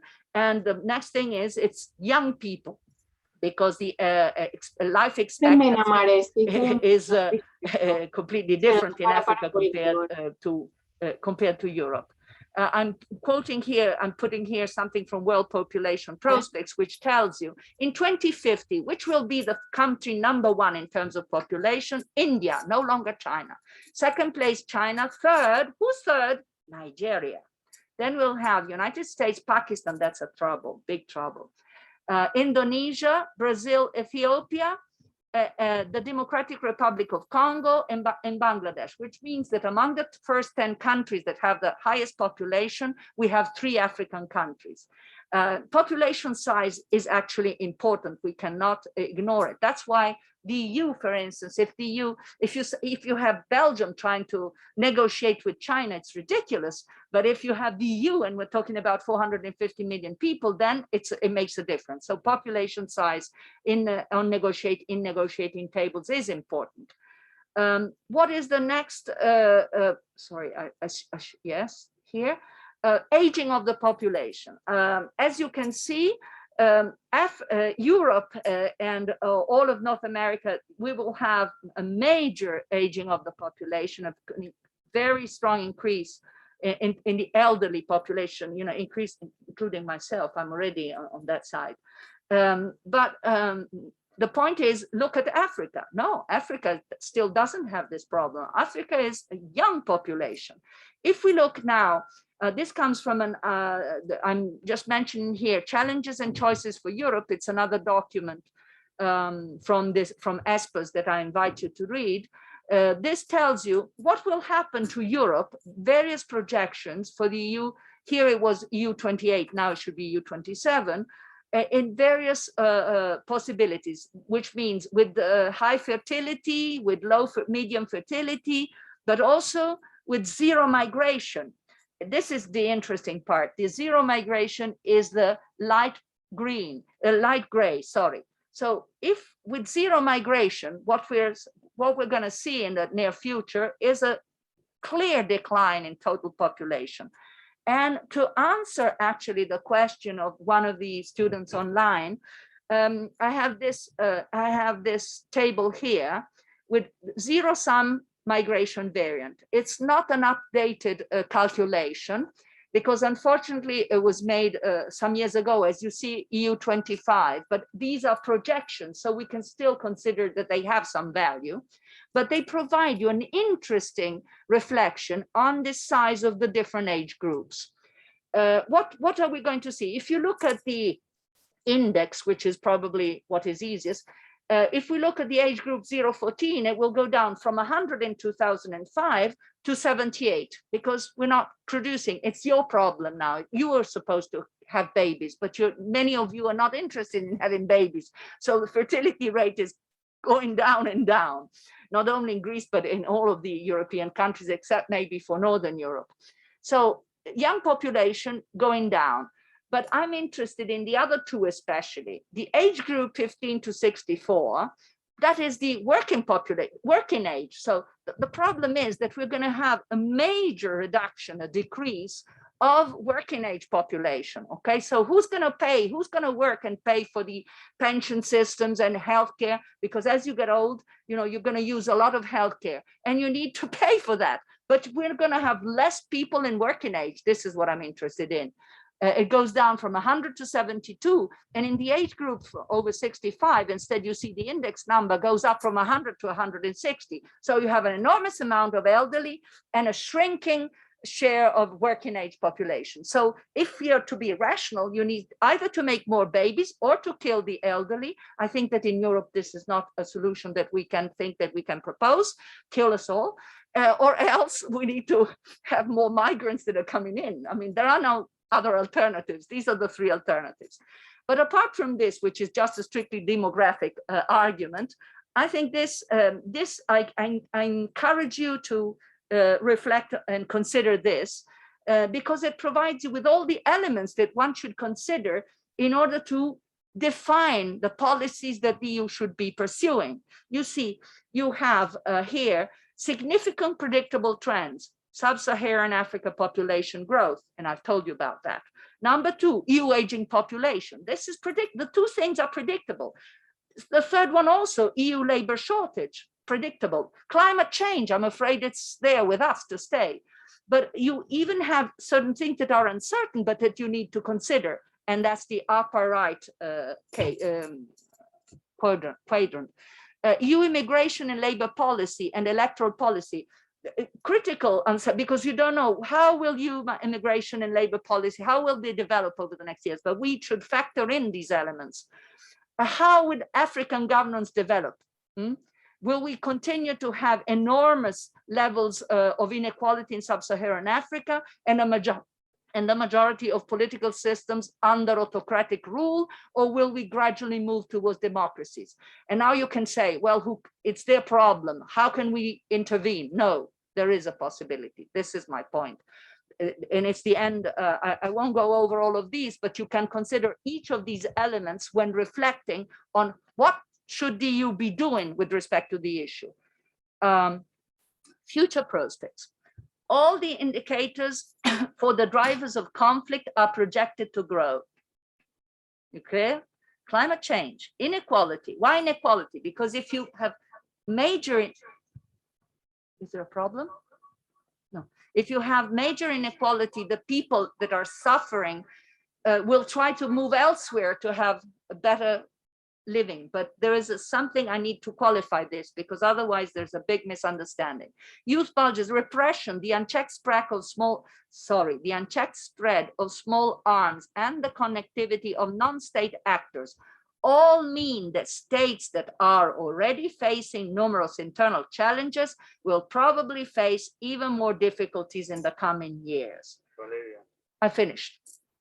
I would argue then that the policies, the messages, the paradoxical outcome of current EU development cooperation policies. I won't read it, I will leave it for you. But the main message is that our policies are producing exactly the opposite result, and it's even in the official documents that you can read it. Ironically, current development investments intended to sedentarize would-be migrants or reduce fertility are only likely to intensify movements. So we're doing the opposite.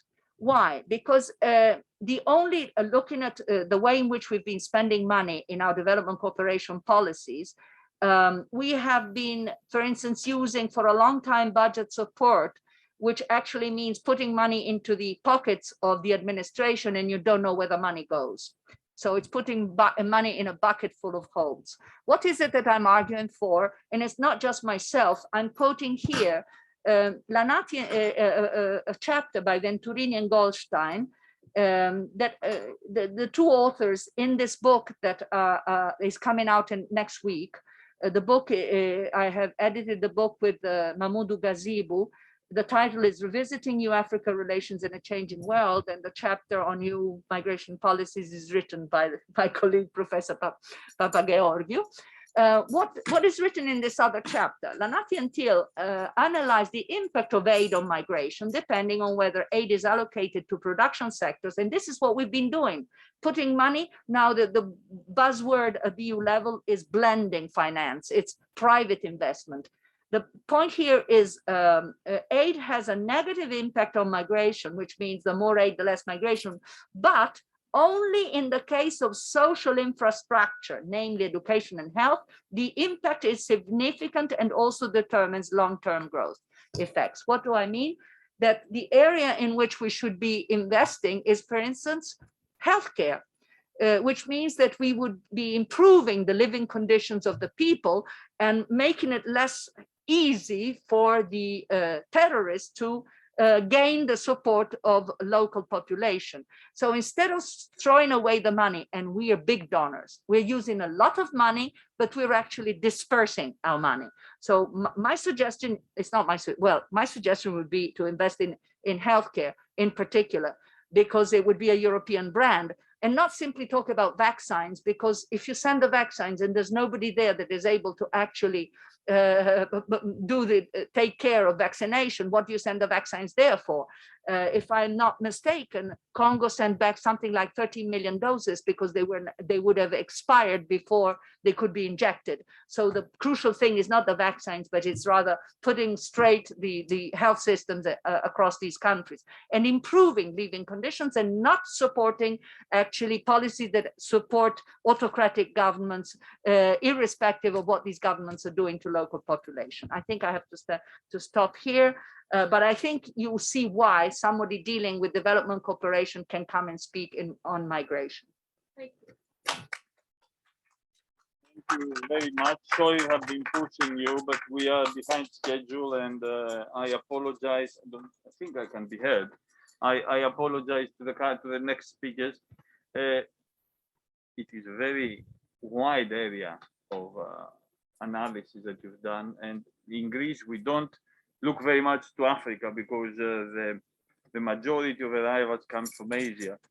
But this is not a summer school. Exactly, but this is not. It's true, but Africa is the continent that is going to be the most important continent for Europe in this century. So, questions to Professor Fargion. Thank you very much for your intervention. From let's turn off the PowerPoint so that we can see. Okay, is there anyone from? Yeah, there are two persons inside. I don't see anyone from the. Who was the first one? Yeah, hold on.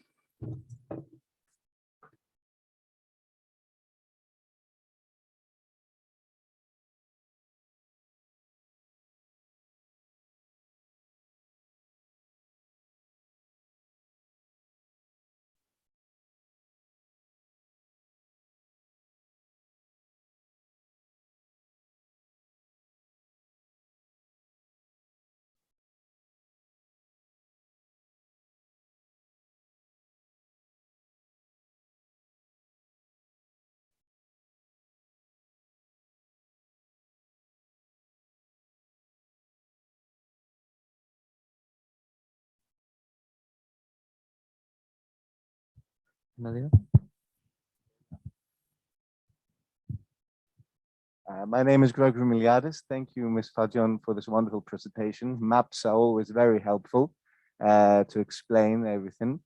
Well, practical question. Would your suggestion be accepted by autocratic rulers? I mean, will it have effect on the ground, or will we just make the situation worse, them closing down? Because the way an autocratic government would accept it would be only in a specific way that would make their rule, solidify their rule. Would they accept it in the way you're proposing?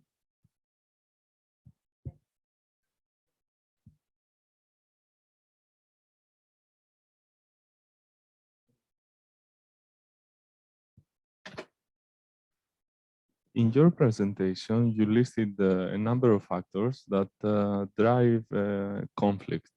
Okay, let's say conflict at the international level. But we should deal. I haven't seen in the list migration as a factor, a reason for conflict. Okay, something that here in Europe we have to deal a lot with it. I was surprised yesterday, for example, for instance, yesterday in Greece, there was a relocation of 8 Afghans that they were cooperating with the Greek authorities in Afghanistan. And for 8 relocated Afghans that they were already supported by the Greek authorities, you could find hundreds of comments of people that fanatic comments of people complaining for 8 people that they were blowing your mind. What about how we should deal on, in Europe about the biggest maybe issue that we face that could produce conflict in this part of the world in the future? Thank you.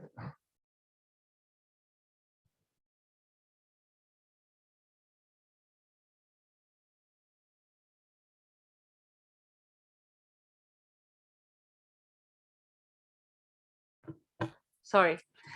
Yes, there is a major complaint by African governments that EU development cooperation just reflects European interests. If you look at the priorities of the Commission EU-Africa strategy, written just a few months, it was just at the beginning of the pandemic, but they haven't really changed. In those priorities, what you see is number 1, you see the Green Deal. Do you think that this is the priority for Africa? This is the priority number 1 that Europe has imposed on Africa.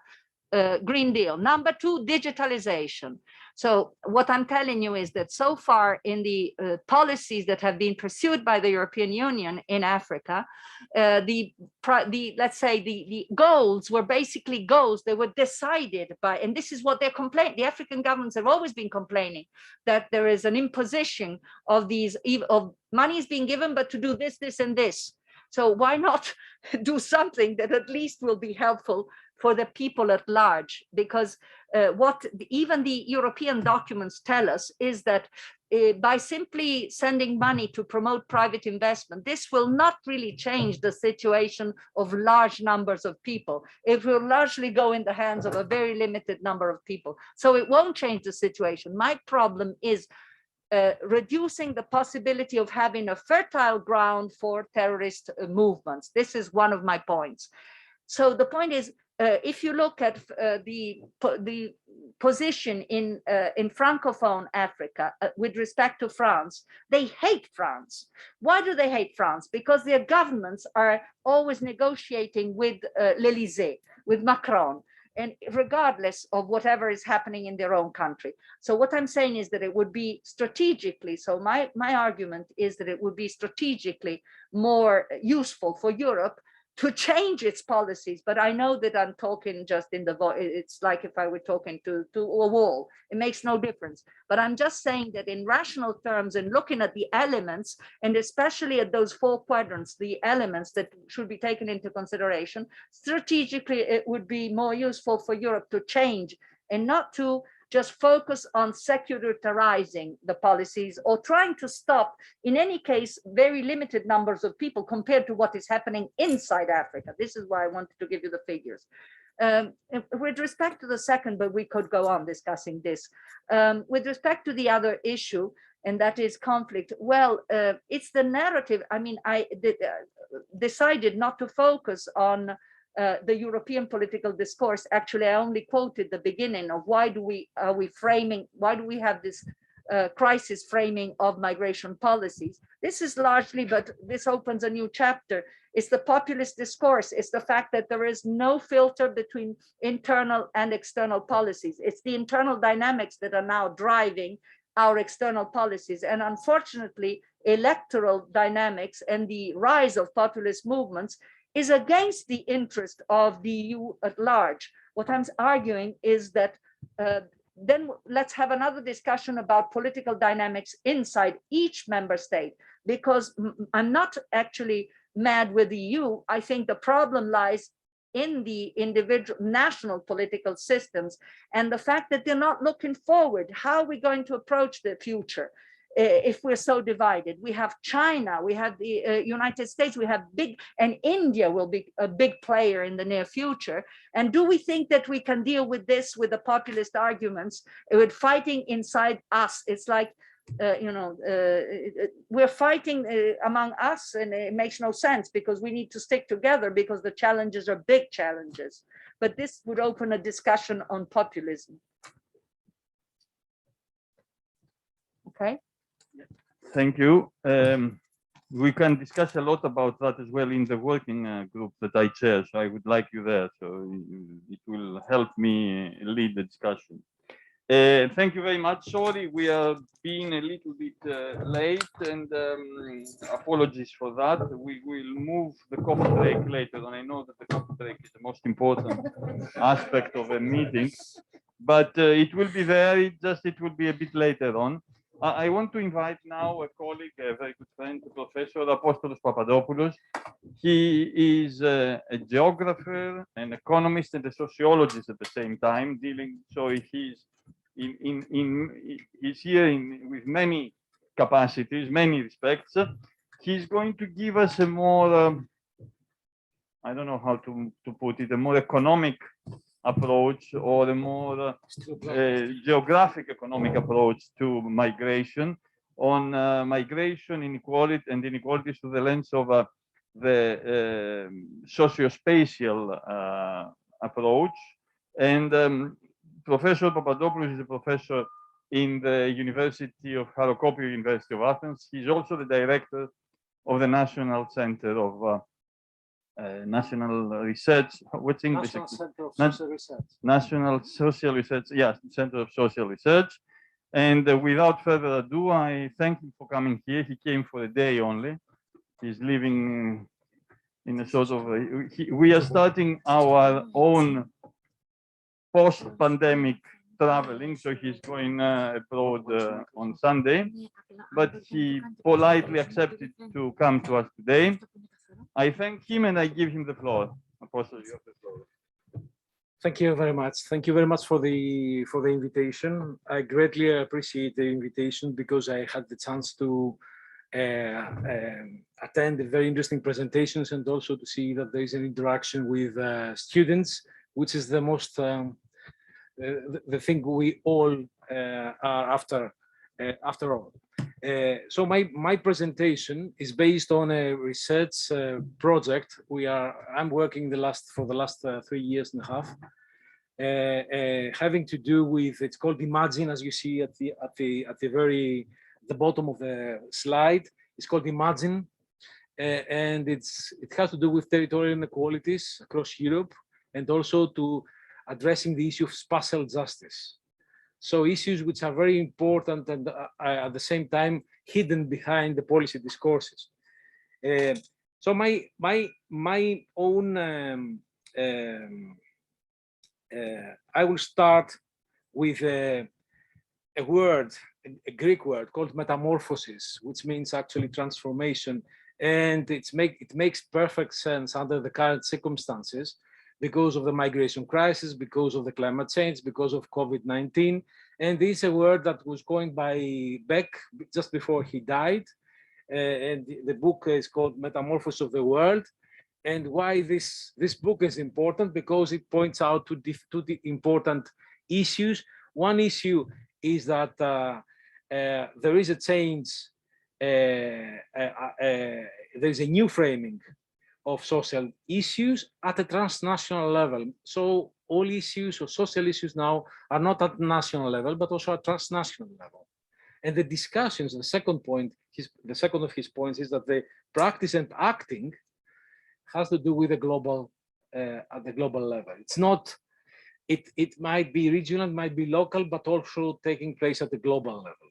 And these are important points to keep in mind, to bear in mind in this discussion. And we have, of course, to address the issue of international migration, in which I include also the discussion about refugees.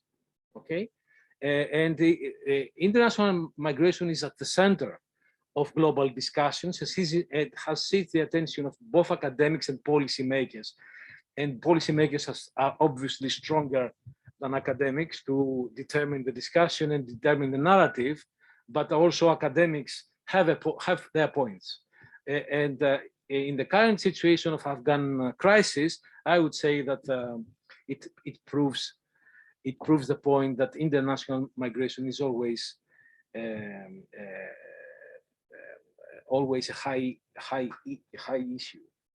And I will also mention one point made by liberal academics like Bhagwati, who said that there is a paradoxical situation, that the ability to control migration has shrunk as the desire to do so has increased. So this is a contradiction in terms, and also other paradoxical issues will be pointed out during my presentation. So what I'm going to talk about, I'm going to talk about how migration is linked to inequalities, both socioeconomic and spatial. We shouldn't forget spatial. Spatial has to do with space, with geography, and spatial is always a component of socioeconomics. It's not something which is external to socioeconomics, so that's why geography matters. And it signifies the existence of inequalities. Migration signifies the existence of inequality. So it is a double, it's a causal link. It points both ways. There is an interaction of both migration and inequalities, but also we could see migration as a result and as a signifier of inequalities at the same time. So it's a reinforcing phenomenon. And I'm not saying whether wages, income, labor market opportunities are more important than lifestyles. So all of them are taken together, taken as a whole. So migration takes place in view of existing inequalities and has various impacts in all kinds of countries, receiving, transit, and sending regions. And I'm speaking mostly about regions rather than countries. So I will shift the discussion to regions rather than countries. And following migrants and migrant groups in placement in receiving societies, we should keep in mind that migrants themselves, they are not the cause, but they trigger off inequalities by their existence. They're not themselves outside the society and economy. They are part of that. So we couldn't think that they don't trigger off inequalities. Another point I would like to make before going more deeply into the discussion of the interactions between inequality and migration is that most academics believe that there are only very small negative effects of migration on receiving societies, and most of the effects of immigrants in the receiving societies are positive, and they become more positive in the long term. So this is a mantra of the economists who deal with the impact, the economic impact of migration across the globe. It's not a subjective issue. It's like measuring indicators. But against that view, the public believes that the existence of migrants has a negative effect on their societies. Why is that? Because there is what Feist mentions, a kind of incommensurability between costs and benefits. The benefits are collected by the market, whereas the costs are borne by the wider society in terms of education, health, and these worlds are not easily. They don't communicate very closely because they are intermediated by the state. So there is a gap there. There are collective costs and private benefits of migration in terms of the economics. So people are not always there. They're not always conscious of the benefits of migration, and they are, and sometimes one may excuse them for not being aware. So somebody has to let them know about what is going on. So the role of the academia and the NGOs and the states is important in letting people know.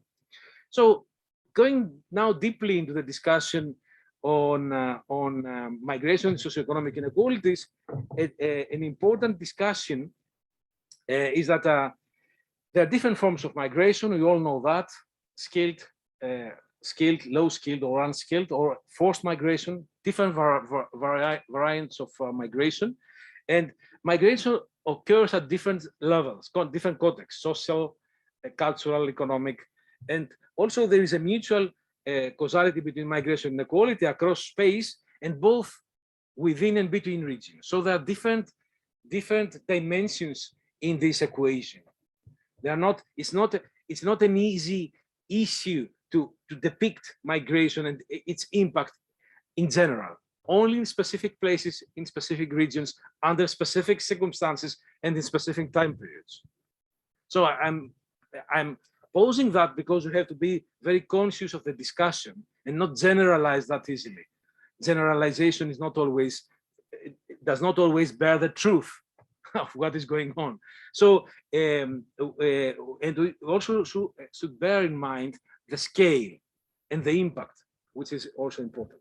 So the relevant literature, economic literature, migration literature, it says that, at least an important current of that literature says that the relative deprivation of individuals and their households in their countries of origin increases migration towards other countries.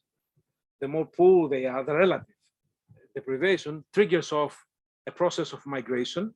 But this process of migration is important because people make social comparisons. They compare with what is going on in other countries. And I'm not constricting the discussion in terms of economics. Also, welfare is important.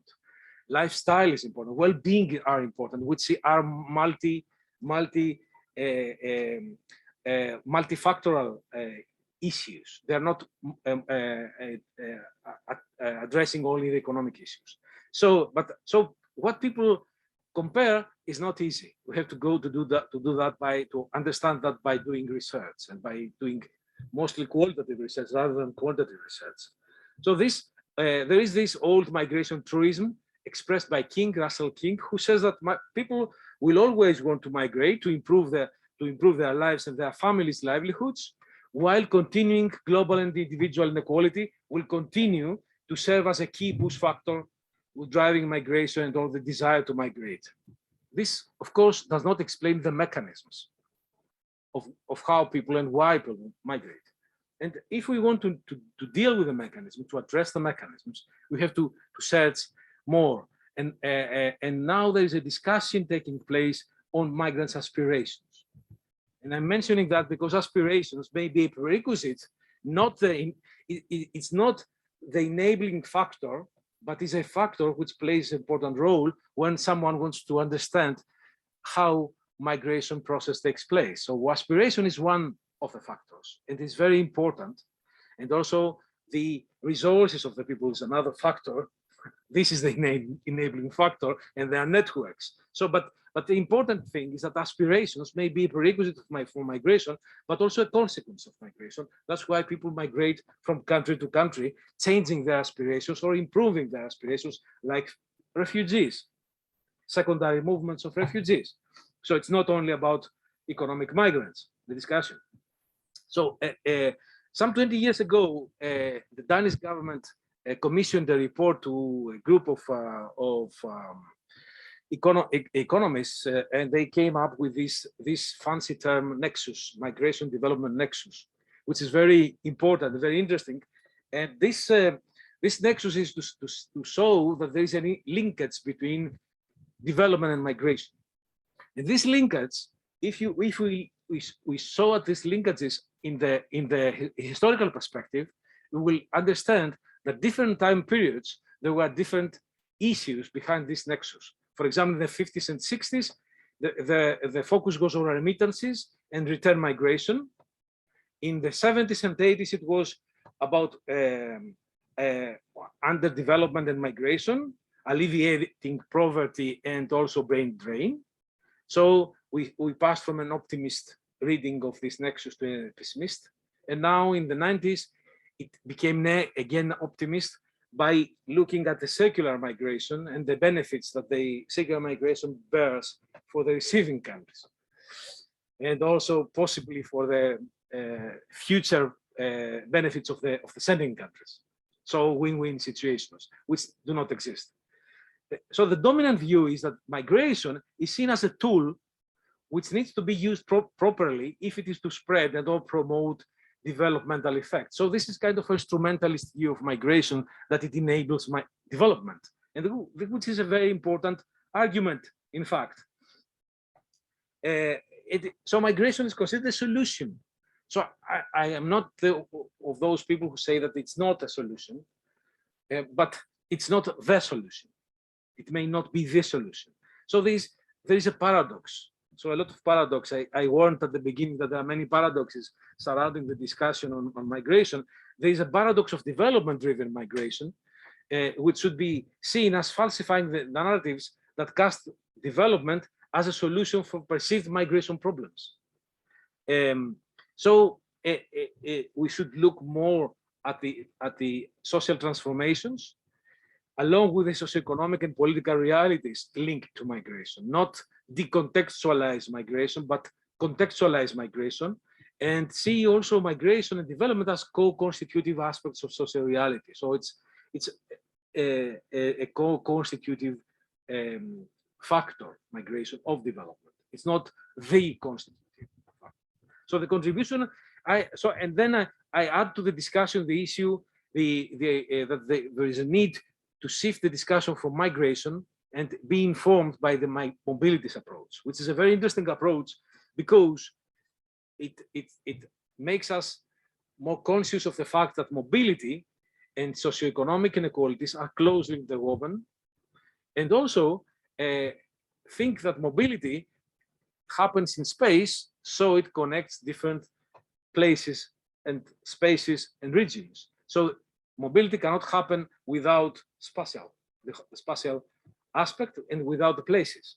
So this is a very important discussion. I'm not going to be very detailed on that because it's a long discussion, a very interesting criticism also. But for me, mobility can be considered as a complex assemblage of movement, social imaginaries, and experience, which informs actually our discussion about migration.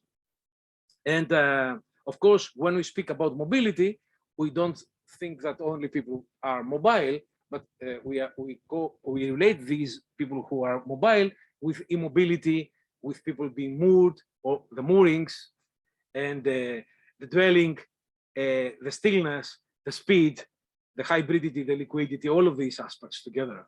So mobility doesn't happen, and it's not important because of people are mobile, but in relation to the other. Having introduced to the discussion that mobility cannot be comprehended without considering the spatial and different spatials, scales, borders, and territories, we would say also that the imagined aspect of places and the territorial imaginaries are important components of mobilities. So it's not only physical space, but symbolic space and imaginary space, which triggers off people's understanding of what they want in their lives. So I've interviewed many times Syrian refugees, and all of them have their imaginary place somewhere in Germany or in Sweden or Netherlands, not further than that. And in the best cases, Canada.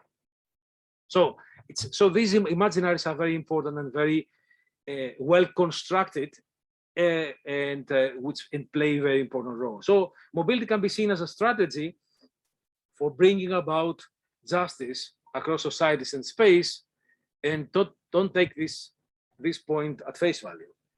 It brings about justice, but in not the justice that somebody wants, but it brings justice based on how people feel about it. Mobilities are understood as an analytical lens and as a practice, and it makes us also understand that migration, the people who migrate, also are those people who negotiate, create, and enter into social locations and arrangements based on power relations.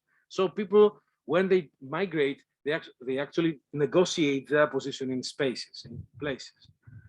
And I think that that's a very important aspect of the discussion, which raises the issue of socio-spatial justice, but not all on objective terms. It's not the state which decides what is just or not, because states have very specific territories, and they have very specific power, which does not allow people to decide whether what they select or they go for is just for the countries or not.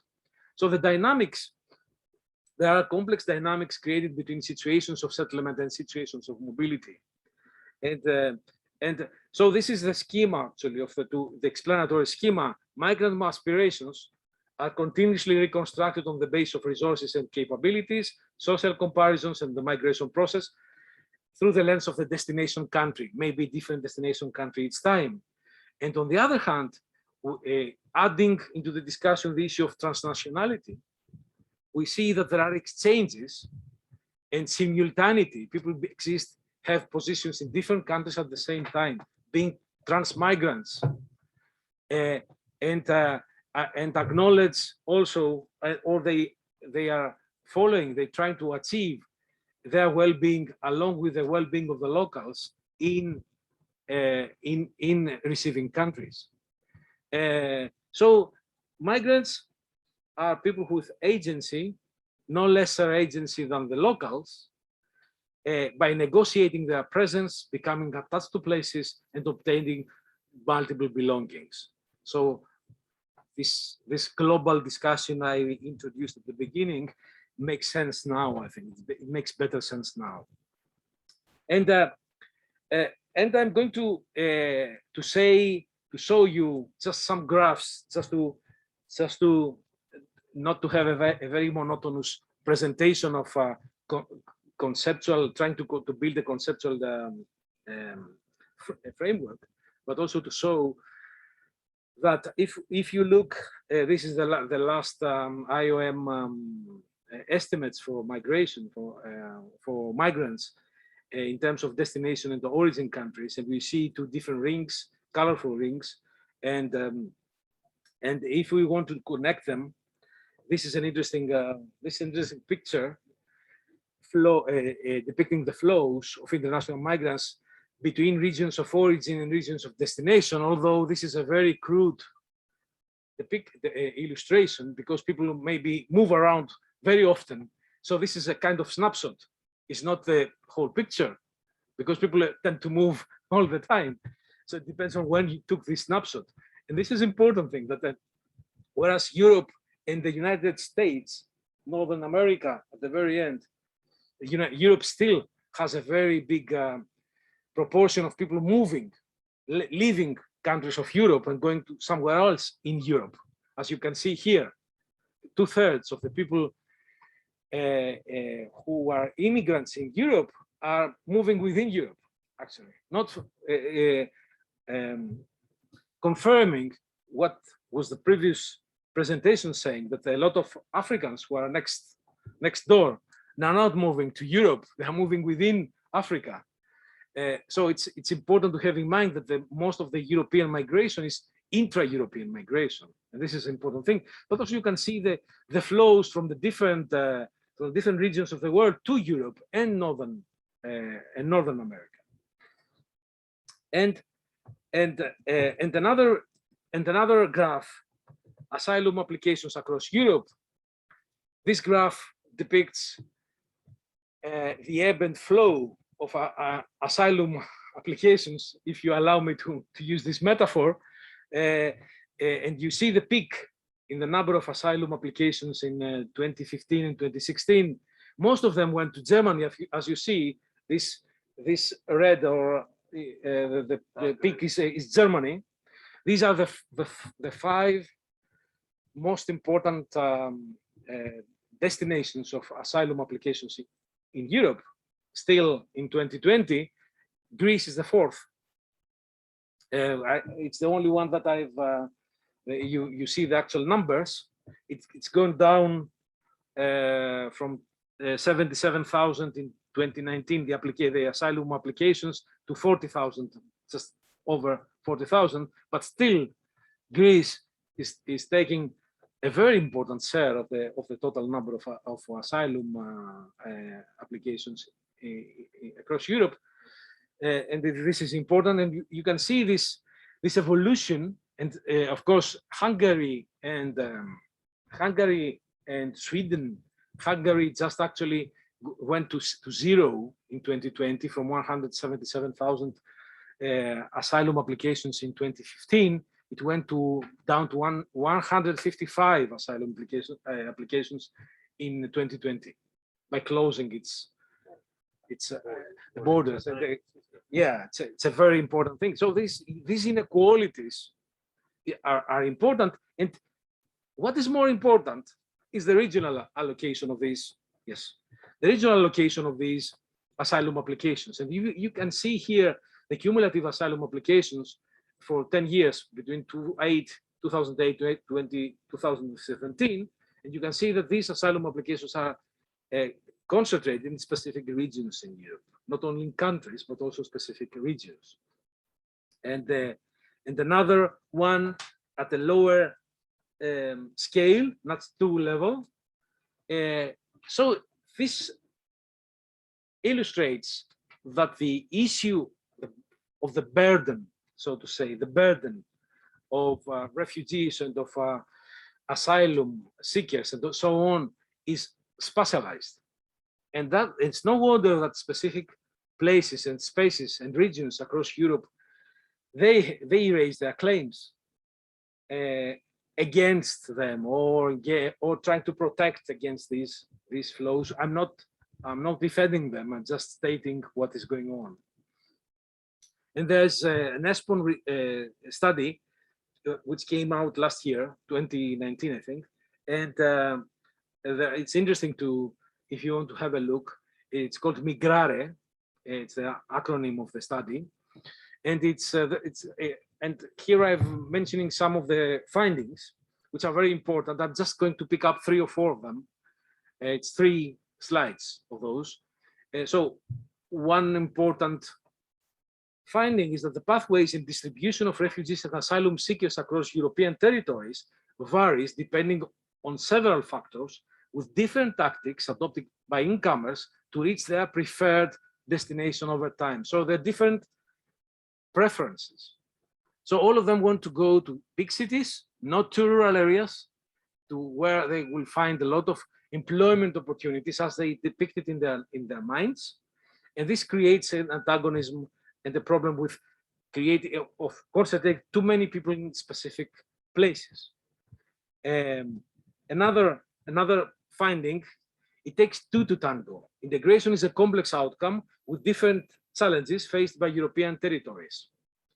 And a third one, institutional impacts at the local level were largely deemed positive. Notably, institutional tensions have also emerged over time. So there was a need to implement new institutional frameworks for receiving these people and for making it possible for them to be educated, to be treated in the health sector and so on. But this took a lot of time, especially in countries like Greece, to adjust the system, and maybe it takes much longer. So having said that, I think that the main argument is that we need a territorial approach to migration as well, not only a policy in terms of themes, different types of needs, but also territorial policy in addition to other aspects of migration policy. So this territorial approach to migration is needed because people compete with each other. Migrants compete with the lower classes in cities for cheaper housing. This is evident in cities like Athens, in Thessaloniki, or when this Estia program was about to implement. And it's turn a blind eye what is happening is not to say that it's not happening, So we have to find ways of not creating more problems and create this populist movement to be enlarged. And I'm going to say one slide for the justice and then to the conclusion. So the challenge of integrating migrant population in receiving countries is considered a national matter by some, I would say, more conservative academics, rather than an issue of spatial justice. So on the basis of the recent literature, we have three streams of thinking.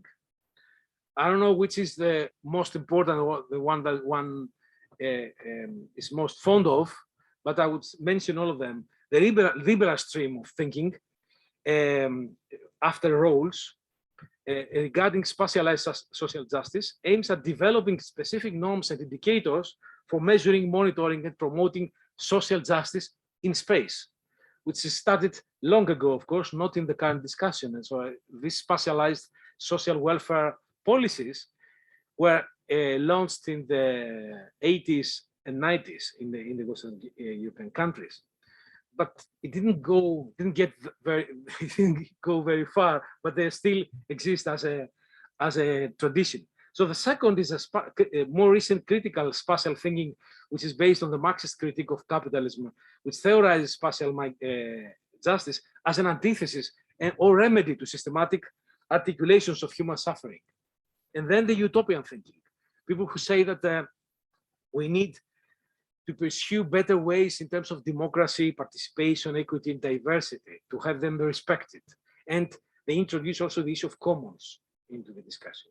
So this spatial justice addresses inequalities in an increasingly complex, globalized setting. And despite the rising complexity it tries to capture, spatial justice also aims at comprehending and transcending the socio-spatial inequalities by pursuing transformative actions at various spatial levels. This is a kind of nightmare if one tries to find a socio-spatial solution, a just solution to everything. So you have this balance. So what is more, spatial justice is informed by two major understandings, and I think these are important.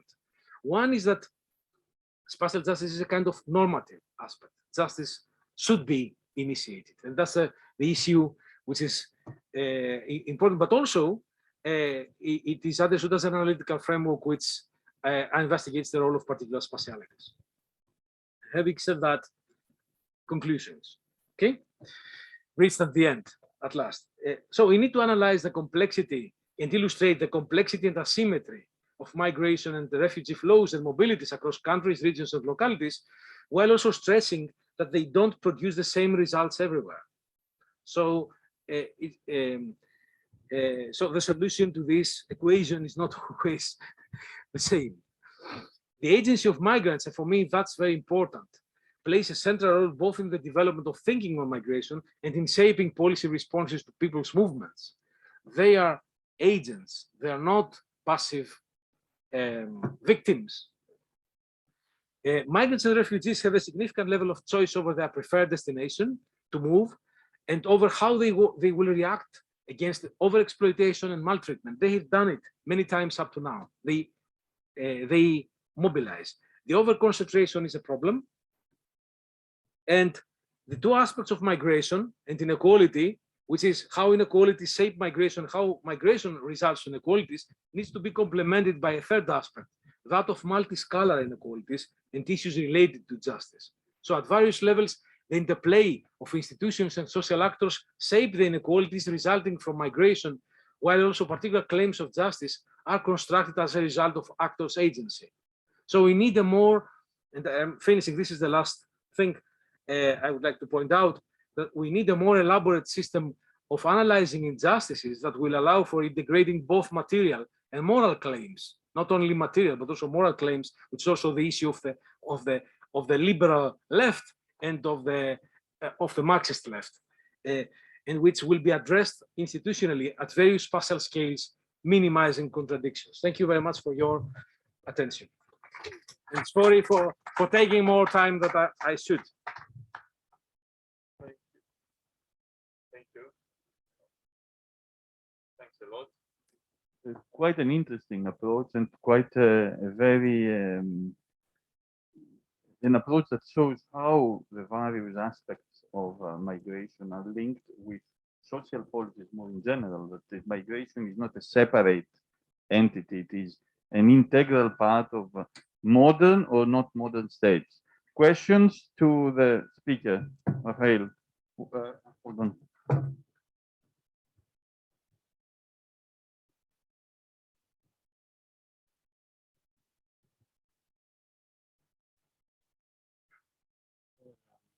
Okay.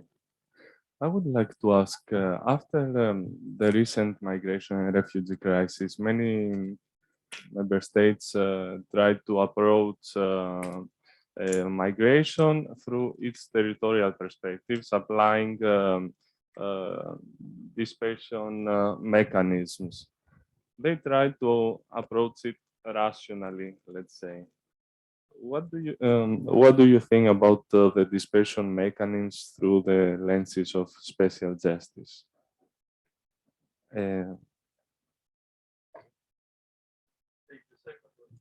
Yes. Thank you. Thank you for the wonderful presentation, very technical and, I mean, in depth. It's a layered question.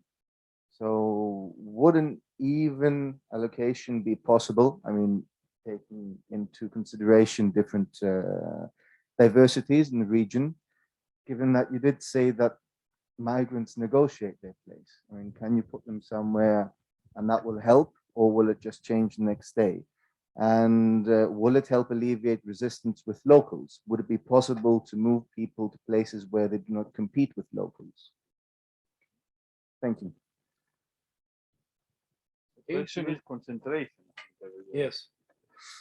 Okay, I'll try to, thank you.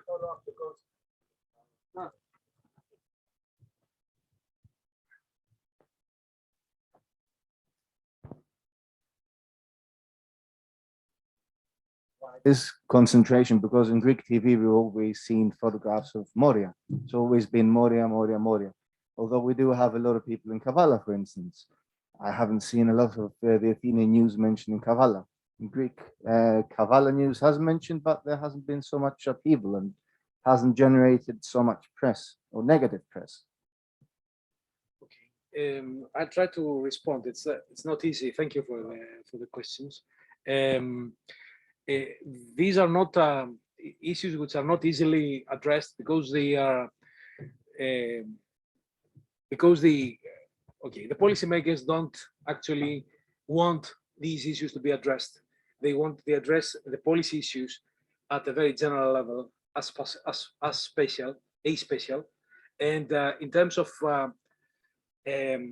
having an eye to the local population. They don't, in my understanding, especially for last decades, I think a lot of migration policy measures were not implemented to address the problems per se of the migrants or of the asylum seekers, but also having an eye to what the public opinion will say and what the locals would say, especially after the rise of the Golden Dawn. So I think this was a tricky thing, which is introduced and a new situation for the Greek state and for the Greek governance. So I don't think there is a kind of technical approach to what is going on, and the issue of deconcentration is important in all countries, and it played a very important role. But unfortunately, in the Greek case, it wasn't achieved because there were not clear criteria for allocating people in regions. So I know that because one of my students worked, in my undergraduate students worked at that time, and I know it's not what I sense or what I understand from what is written. I know it from inside, and there were not clear criteria for allocating people in places and in camps. The most important was the availability by the army, of specific areas to settle these people, and to be far from the locals. I think being far from the locals doesn't resolve the problem, because the locals, the further they are staying, the more they are afraid of what is going to happen. So I think this a mixed approach could be implemented, but then there should be more discussion and more to engage people at the local level on what is going on, not in the kind of NIMBY strategies, not in my backyard, which is very often the case. So this prevailed. This not in my backyard prevailed, like camps where, like the places where people were in a way encaged. So I would say that there wasn't any rational strategy to deconcentrate people. The only strategy in the Greek case that played an important role was the Estia program, which was kind of finding places and disperse them in the city. Again, not resolving the problem, but depending on the availability of housing of houses, and further than that, I don't think that the issue was only the housing, but also the integration, which follows housing. So in the Greek case, also housing was not supplemented by a true and important and interesting integration plan. They always pay lip service to integration. And in recent interactions with the Ministry of Migration and Migration Policy and Asylum, is that they would very much like to have this kind of integration, but all of the integration plans have failed in the Greek case. So we are in an impasse there, and in terms of policy making, an impasse, because there's not any kind of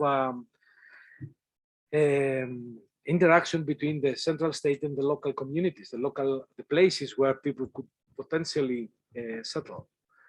So as for other countries, there were examples, and I think there are examples, but I know that in many places across Europe, they always stay. I mean, in Italy, if I remember well, from the south of Italy, people were placed in peripheral areas, and then after 1 year, they just tried to move to the big cities. You probably know better, Rafael, but I suspect that the same is taking place in other countries. So there is a tendency for them to stay in bigger cities.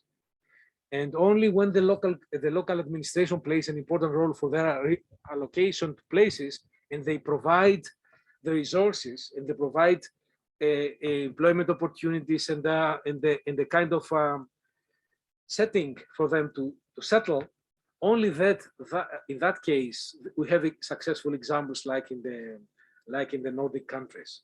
But only I haven't come across important examples, very, very specific examples in the Nordic countries, I would say. And a lot of money. I mean, the investment, and one of the points on the investment is that the investment is not returning. Yeah, and the problem is that maybe in the long term it's going to be returned, but in the short term, in the term of the project, 2 or 3 years, it's not returning. So these investments are more like infrastructural investments, which are not well received by the locals. You know, because I've worked for many years also in rural areas, the locals say why they're doing so many things about the migrants and refugees and not about ourselves. And when you ask them what your problem you've got with the migrants, they say we don't have a problem, but the same money could be invested otherwise. So I think the lack of the state and the campaigns and these interactions to let them know why this thing is taking place, there's a lack of communication there, a big lack of communication there to prove and say that what is going on and prove that things can get better. Thank you. Thank you very much. Thanks a lot. And we move. Thank you. I know that I'm impolite because I push the speakers to the other end, but That's we your are role. always. That's your role. That's my role exactly, and we are a little bit behind schedule. Apologies for that. We don't want to have only professors talking, so we want to go into practitioners more, and we'll have more practitioners tomorrow and on Sunday. So our third speaker is Gianluca Rocco, whom I don't see now, but I know that he's somewhere in here. There he is. Good afternoon. Gianluca Rocco is the chief of the IOM in Athens and the regional coordinator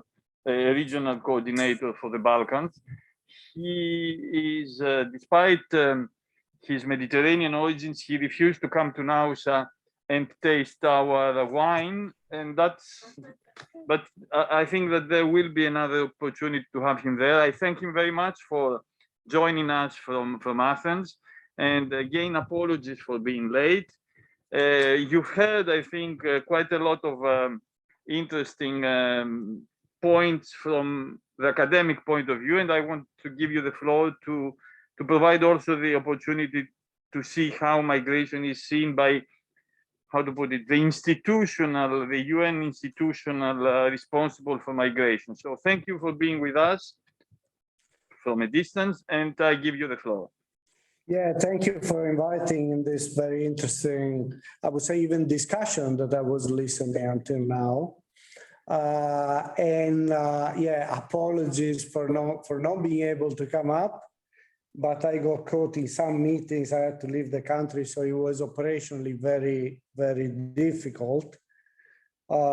Maybe the punishment is that you put me in between the audience and the coffee break. That is always the worst position that somebody can have.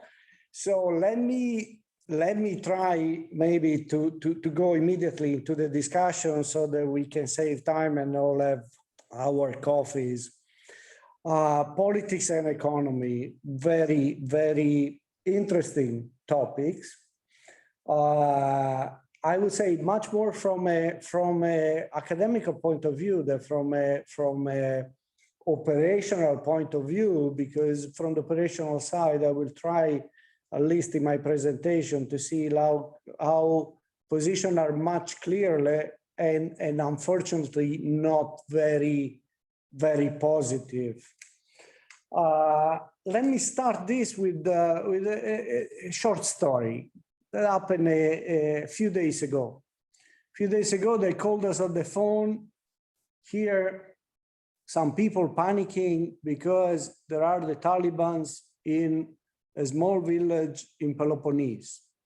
So what is happening? Who is bringing guns to Peloponnese?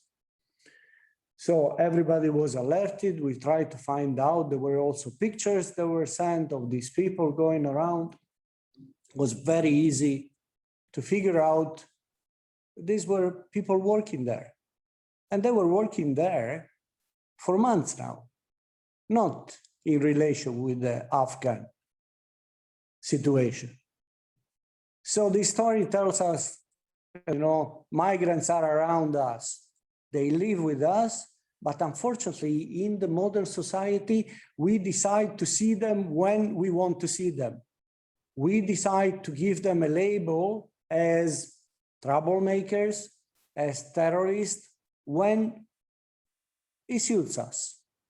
It suits us as general population, or it suits us as politicians or as administrator. And this is, I think, the dichotomy that we have to deal with when we talk about what is the reality of migration and economy and what we see really happening in our society.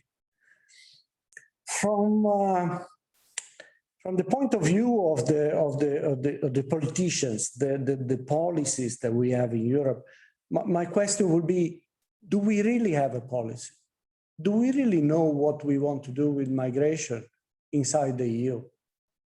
If you think back, and you know, for us in Greece is maybe even easier than from other colleagues in the European other member states to remember what happened in 2016, no, with all these people that were passing through.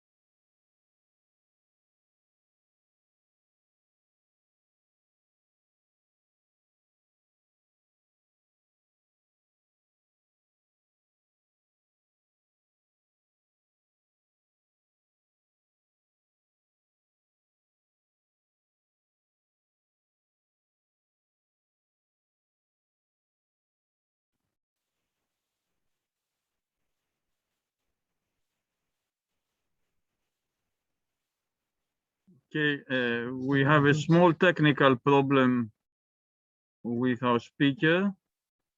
He's joining us, I hope so.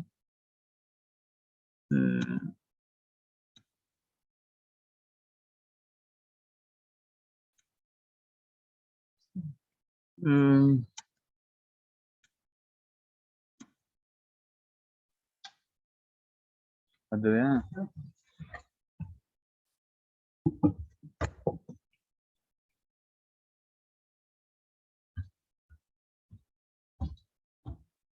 Το τελευταίο τηλέφωνο είναι το γραφείο Flash, λέγεται.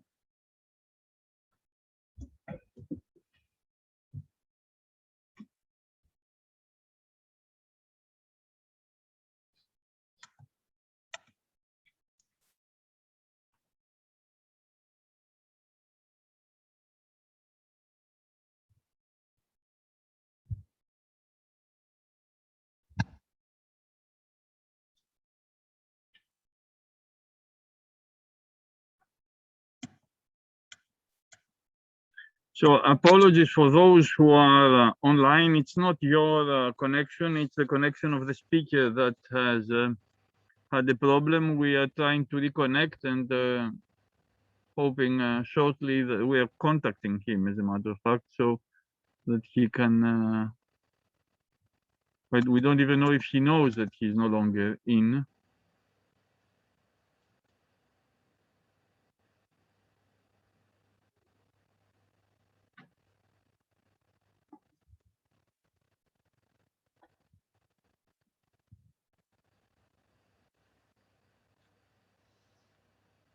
These are the disadvantages of online connections.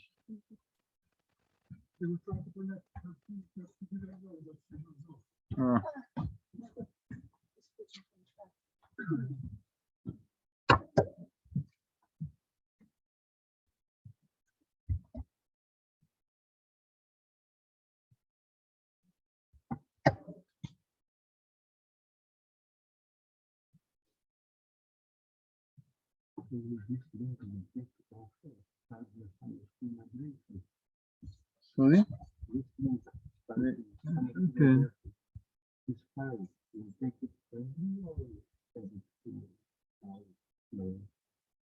The link. The files, they're all in everything that you've heard are in the reading material in on the site. So that's not an issue.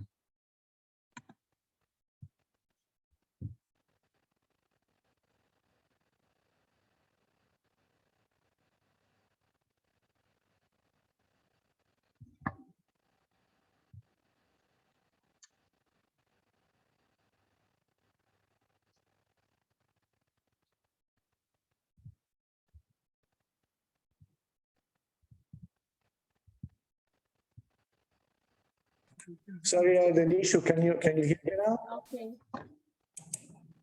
Yeah. Sorry, a technical. So from the you know, do we have a realistic policy on, for example, legal pathways for migrants to arrive in the EU?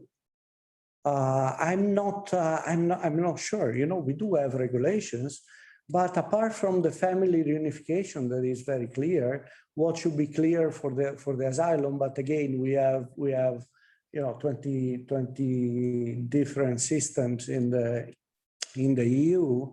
There is no credible policy for legal pathways for migration into the EU.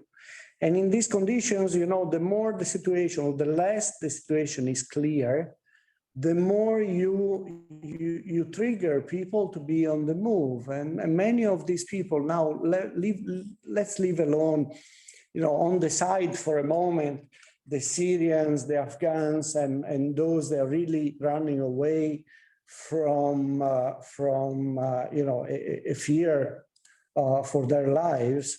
And let's look at the economic migrants. You know, these are people that want to have a better life, and they would like to find a job in our countries.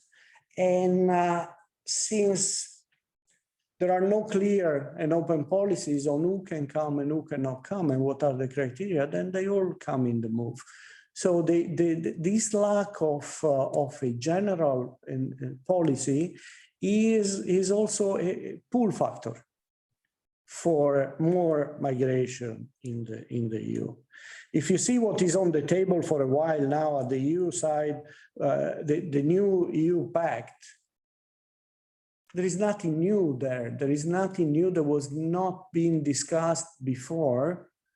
And in most of the cases rejected, especially from the Visegrad countries. But if you look at the EU pact, you know, even if we all agree, all the EU member states agree on the EU pact as it is now, this will not prevent to see situations in the future as we saw Moria in the past. There will be still concentration of people on the borders of Europe. So again, you will have similar situation that we had in Moria, again in Greece, in Spain, in Italy. So not much. I don't see much on the future, you know, on seriously regulating migration in the EU. Especially because you see now all the reactions to the Afghan crisis and countries building walls or you know, rejecting even the idea to receive refugees. In migration, you know, migration is a very complex issue. You don't solve it with one action. To think that you can solve migration flows by building walls is a mistake, and not because of the wall, but because you cannot, with one measure, try to solve a very complex issue like migration. Otherwise, you know, the US would have solved a long time ago the issue of all the migrants that are coming from Mexico, if the problem is to build a wall. The problem is that building a wall, correct or incorrect that can be, is one part of the policy. What do you do with the labor migration? What do you do with the police issues? What do you do with the deportation? What do you do with the integration of those? So is more elements than this. In all this, you have a situation in my opinion that is a bit confused on the political side.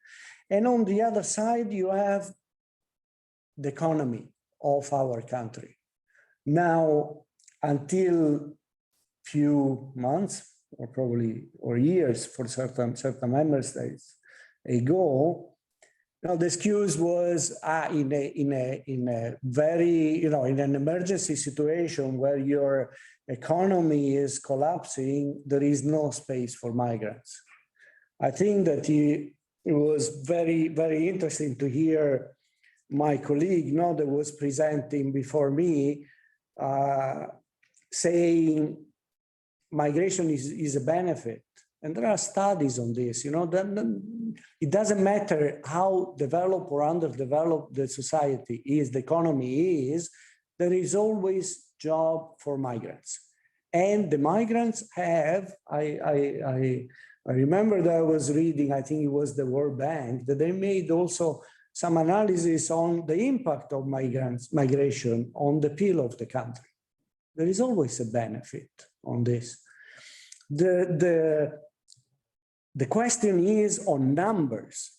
If you were talking, if you are talking about a crisis like the Greek economic crisis, it's obvious that you cannot think that thousands of migrants will be able to integrate. But it's a matter of numbers, not if they will be able or not to find a job. The job is always there. But to this, there is a different response of our economies. The private sector is more and more looking for making profit by outsourcing the production in places where where the labor is cheaper. And on the other side, for those that keep the production inside the EU member states, they try to lower the wages.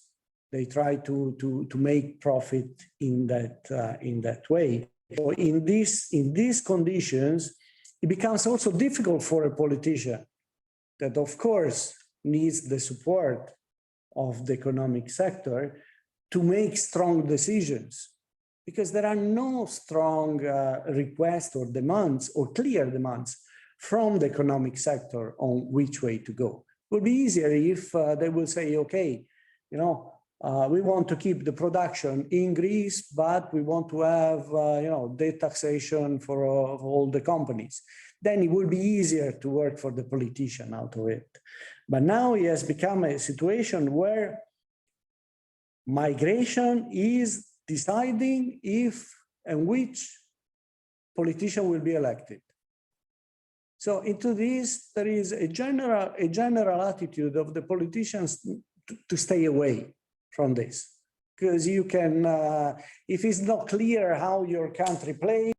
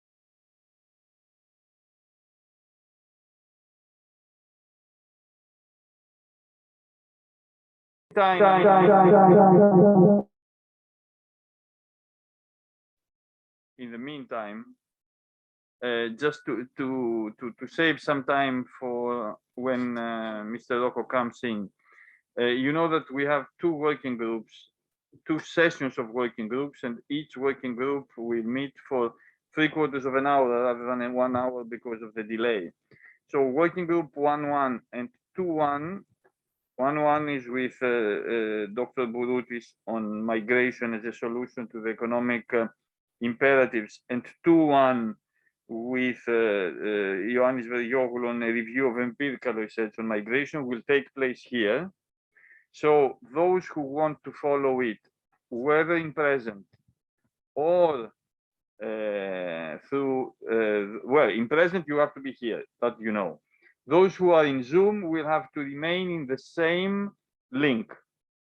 There is a second working group session. I mean, there's a second working group in each session, which will take place upstairs for those who are present here, and to another link, which all participants have already received, and I don't have it with me now, but you must have received it all, I think, at least.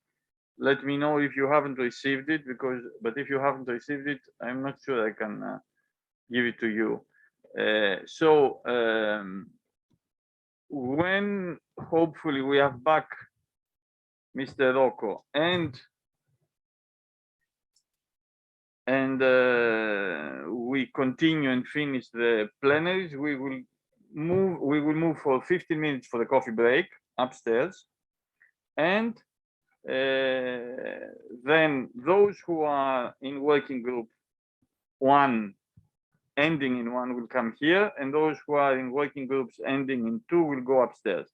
Working group session 1 will also be web streamed, but only the working groups that take place here.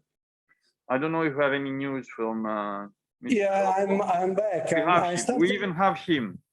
I start thinking that I'm saying something wrong, you know? The science doesn't want us to hear all your intervention. Exactly. But you may continue. I give you the floor. No, for me, I will conclude by saying, as I was mentioning, you know, in this condition, I don't see the interest and the willingness to have the long-term plan that I was mentioning. Is the only solution that we can have, at least in Europe, to deal in a systematic way with migration. Now let's see what will happen with Afghanistan. You know, the Afghani not soon, but when you have enough Afghans in Pakistan and in Iran, then they will start moving. That is the time when they will start moving. So all these people that are saying no, they will not move, they're not moving, is still too early to judge that.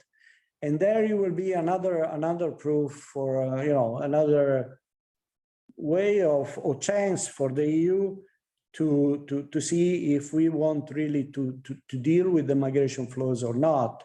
The walls that Lithuania and Poland are building, okay, Greece was already doing this in the past years, will not stop migration flows. So I'm sorry if I'm not very optimist, but let's see. You know, all of us, we can give our own contribution. Today, I listened to very interesting contributions and points of view. Let's continue, because we need to give also ideas to the politicians what can be done. Thank you.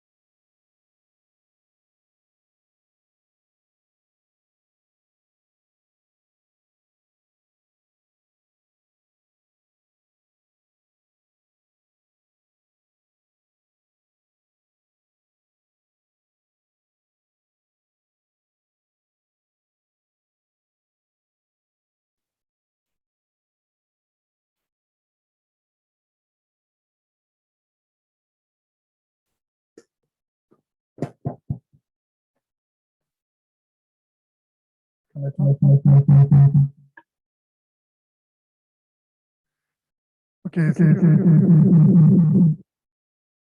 Thank you. Okay. Thank you very much for your presentation and for what you said. The point is that I want to know, we probably have to know, if the situation is more regularized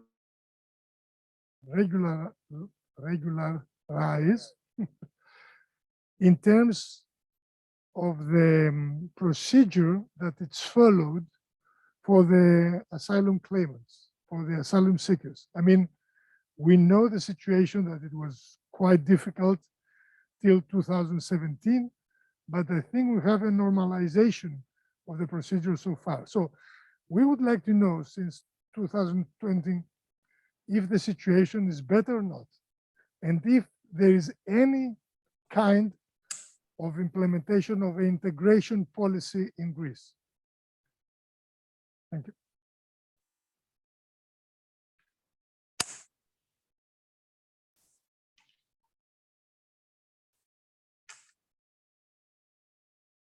Shall I answer? Yes. Well, listen, on the asylum claim, I think, the asylum procedure, a lot has been done, certainly. And I think that Greece took also the advantage of a very limited inflow in the past year and a half to clear most of the backlog. That was the main problem, because people in the past were waiting for years before having a decision on their application. So I think that the fact that there were less application in the past year and a half has given the opportunity to clear the backlog, and now, you know, the time for getting a positive or negative decision has certainly decreased. I would say overall there is a general improvement on the operational way of the asylum office to deal with the claims.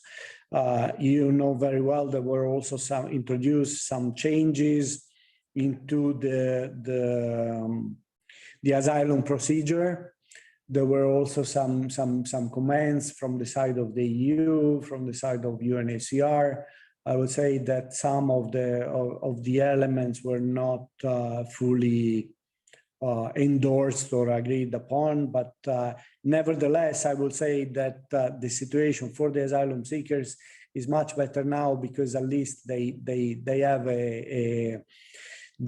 a decision in a shorter period of time. The real issue on asylum is the fact that in Europe we don't have a common asylum system. This is the problem, because this brings you into, you know, the opportunity of the asylum shopping, where people go from one country to the other asking for asylum, and also creates problems into the level of recognition that a migrant, you know, an individual can have, that can be different depending on the country where he or she arrives.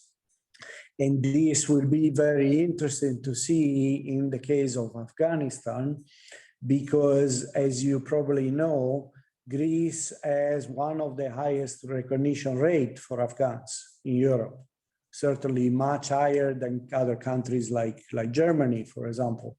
So will this continue or not with the new flow? Because that could create some also operational issues, you know, in terms of processing very large numbers of asylum claims. On the integration, integration is one key element of managing migration in a country, because you have the reception, you have the camps, the places to stay, you have the decision on asylum, but then you have to decide how to take out the people from this emergency reception and accommodation. And this was the issue for many years in Greece between 2016 and 2018, I would say, because camps continued to be congested because there was no outflow. You know, there was no real integration program. So the people will continue staying in the in the camps, even if they were recognized refugees, because there was no other way for them to start a life outside. And that's why for a long time there was a need of continuously building camps. No, the situation has changed since 2019, when we have started an integration program. The name is Helios. Is a basic integration program for Greece, that is providing what more or less all the other countries in Europe are providing when we talk about integration, with the part that is the one related to employability that is extremely weak. So that component will need to be revised and enhanced. But at least Greece has been able to develop its own mechanism for integration. And now I think next year there will be a transition from an emergency system into a real policy of Greece on integration, with the transition of this Helios project into the Greek funding and the Greek management.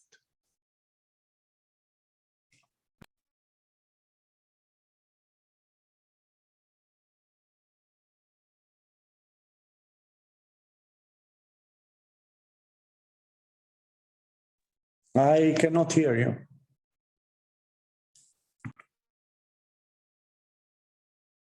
Individual forms of integration are the state enhanced, especially when we think about the Albanian population that came earlier to Greece. The Greek state has not seemed to be very able to provide integration, but we can always hope that we've learned from the past. Thank you very much for being with us. Thank you for insisting on joining us again. And we look forward to having you in Northern Greece. You should have come and visited Northern Greece. There are lots of issues in Northern Greece as well, but we understand the time pressure for everyone. So thanks a lot to Mr. Rocco. Good luck with your work, which is going to be more difficult in the coming months, I'm afraid.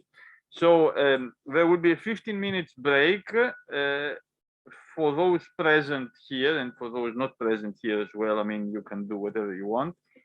I repeat that we meet working group one will meet here in 15 minutes, and working groups will last for 3/4 of an hour rather than 1 hour. So there will be no interruption between the two groups, just the time for people to move from one to another. Right, so enjoy your coffee, you deserved it, and see you in 15 minutes. Well, half of you. I will be upstairs in any case. So here is a working group with Dr. Bouroutis. Right.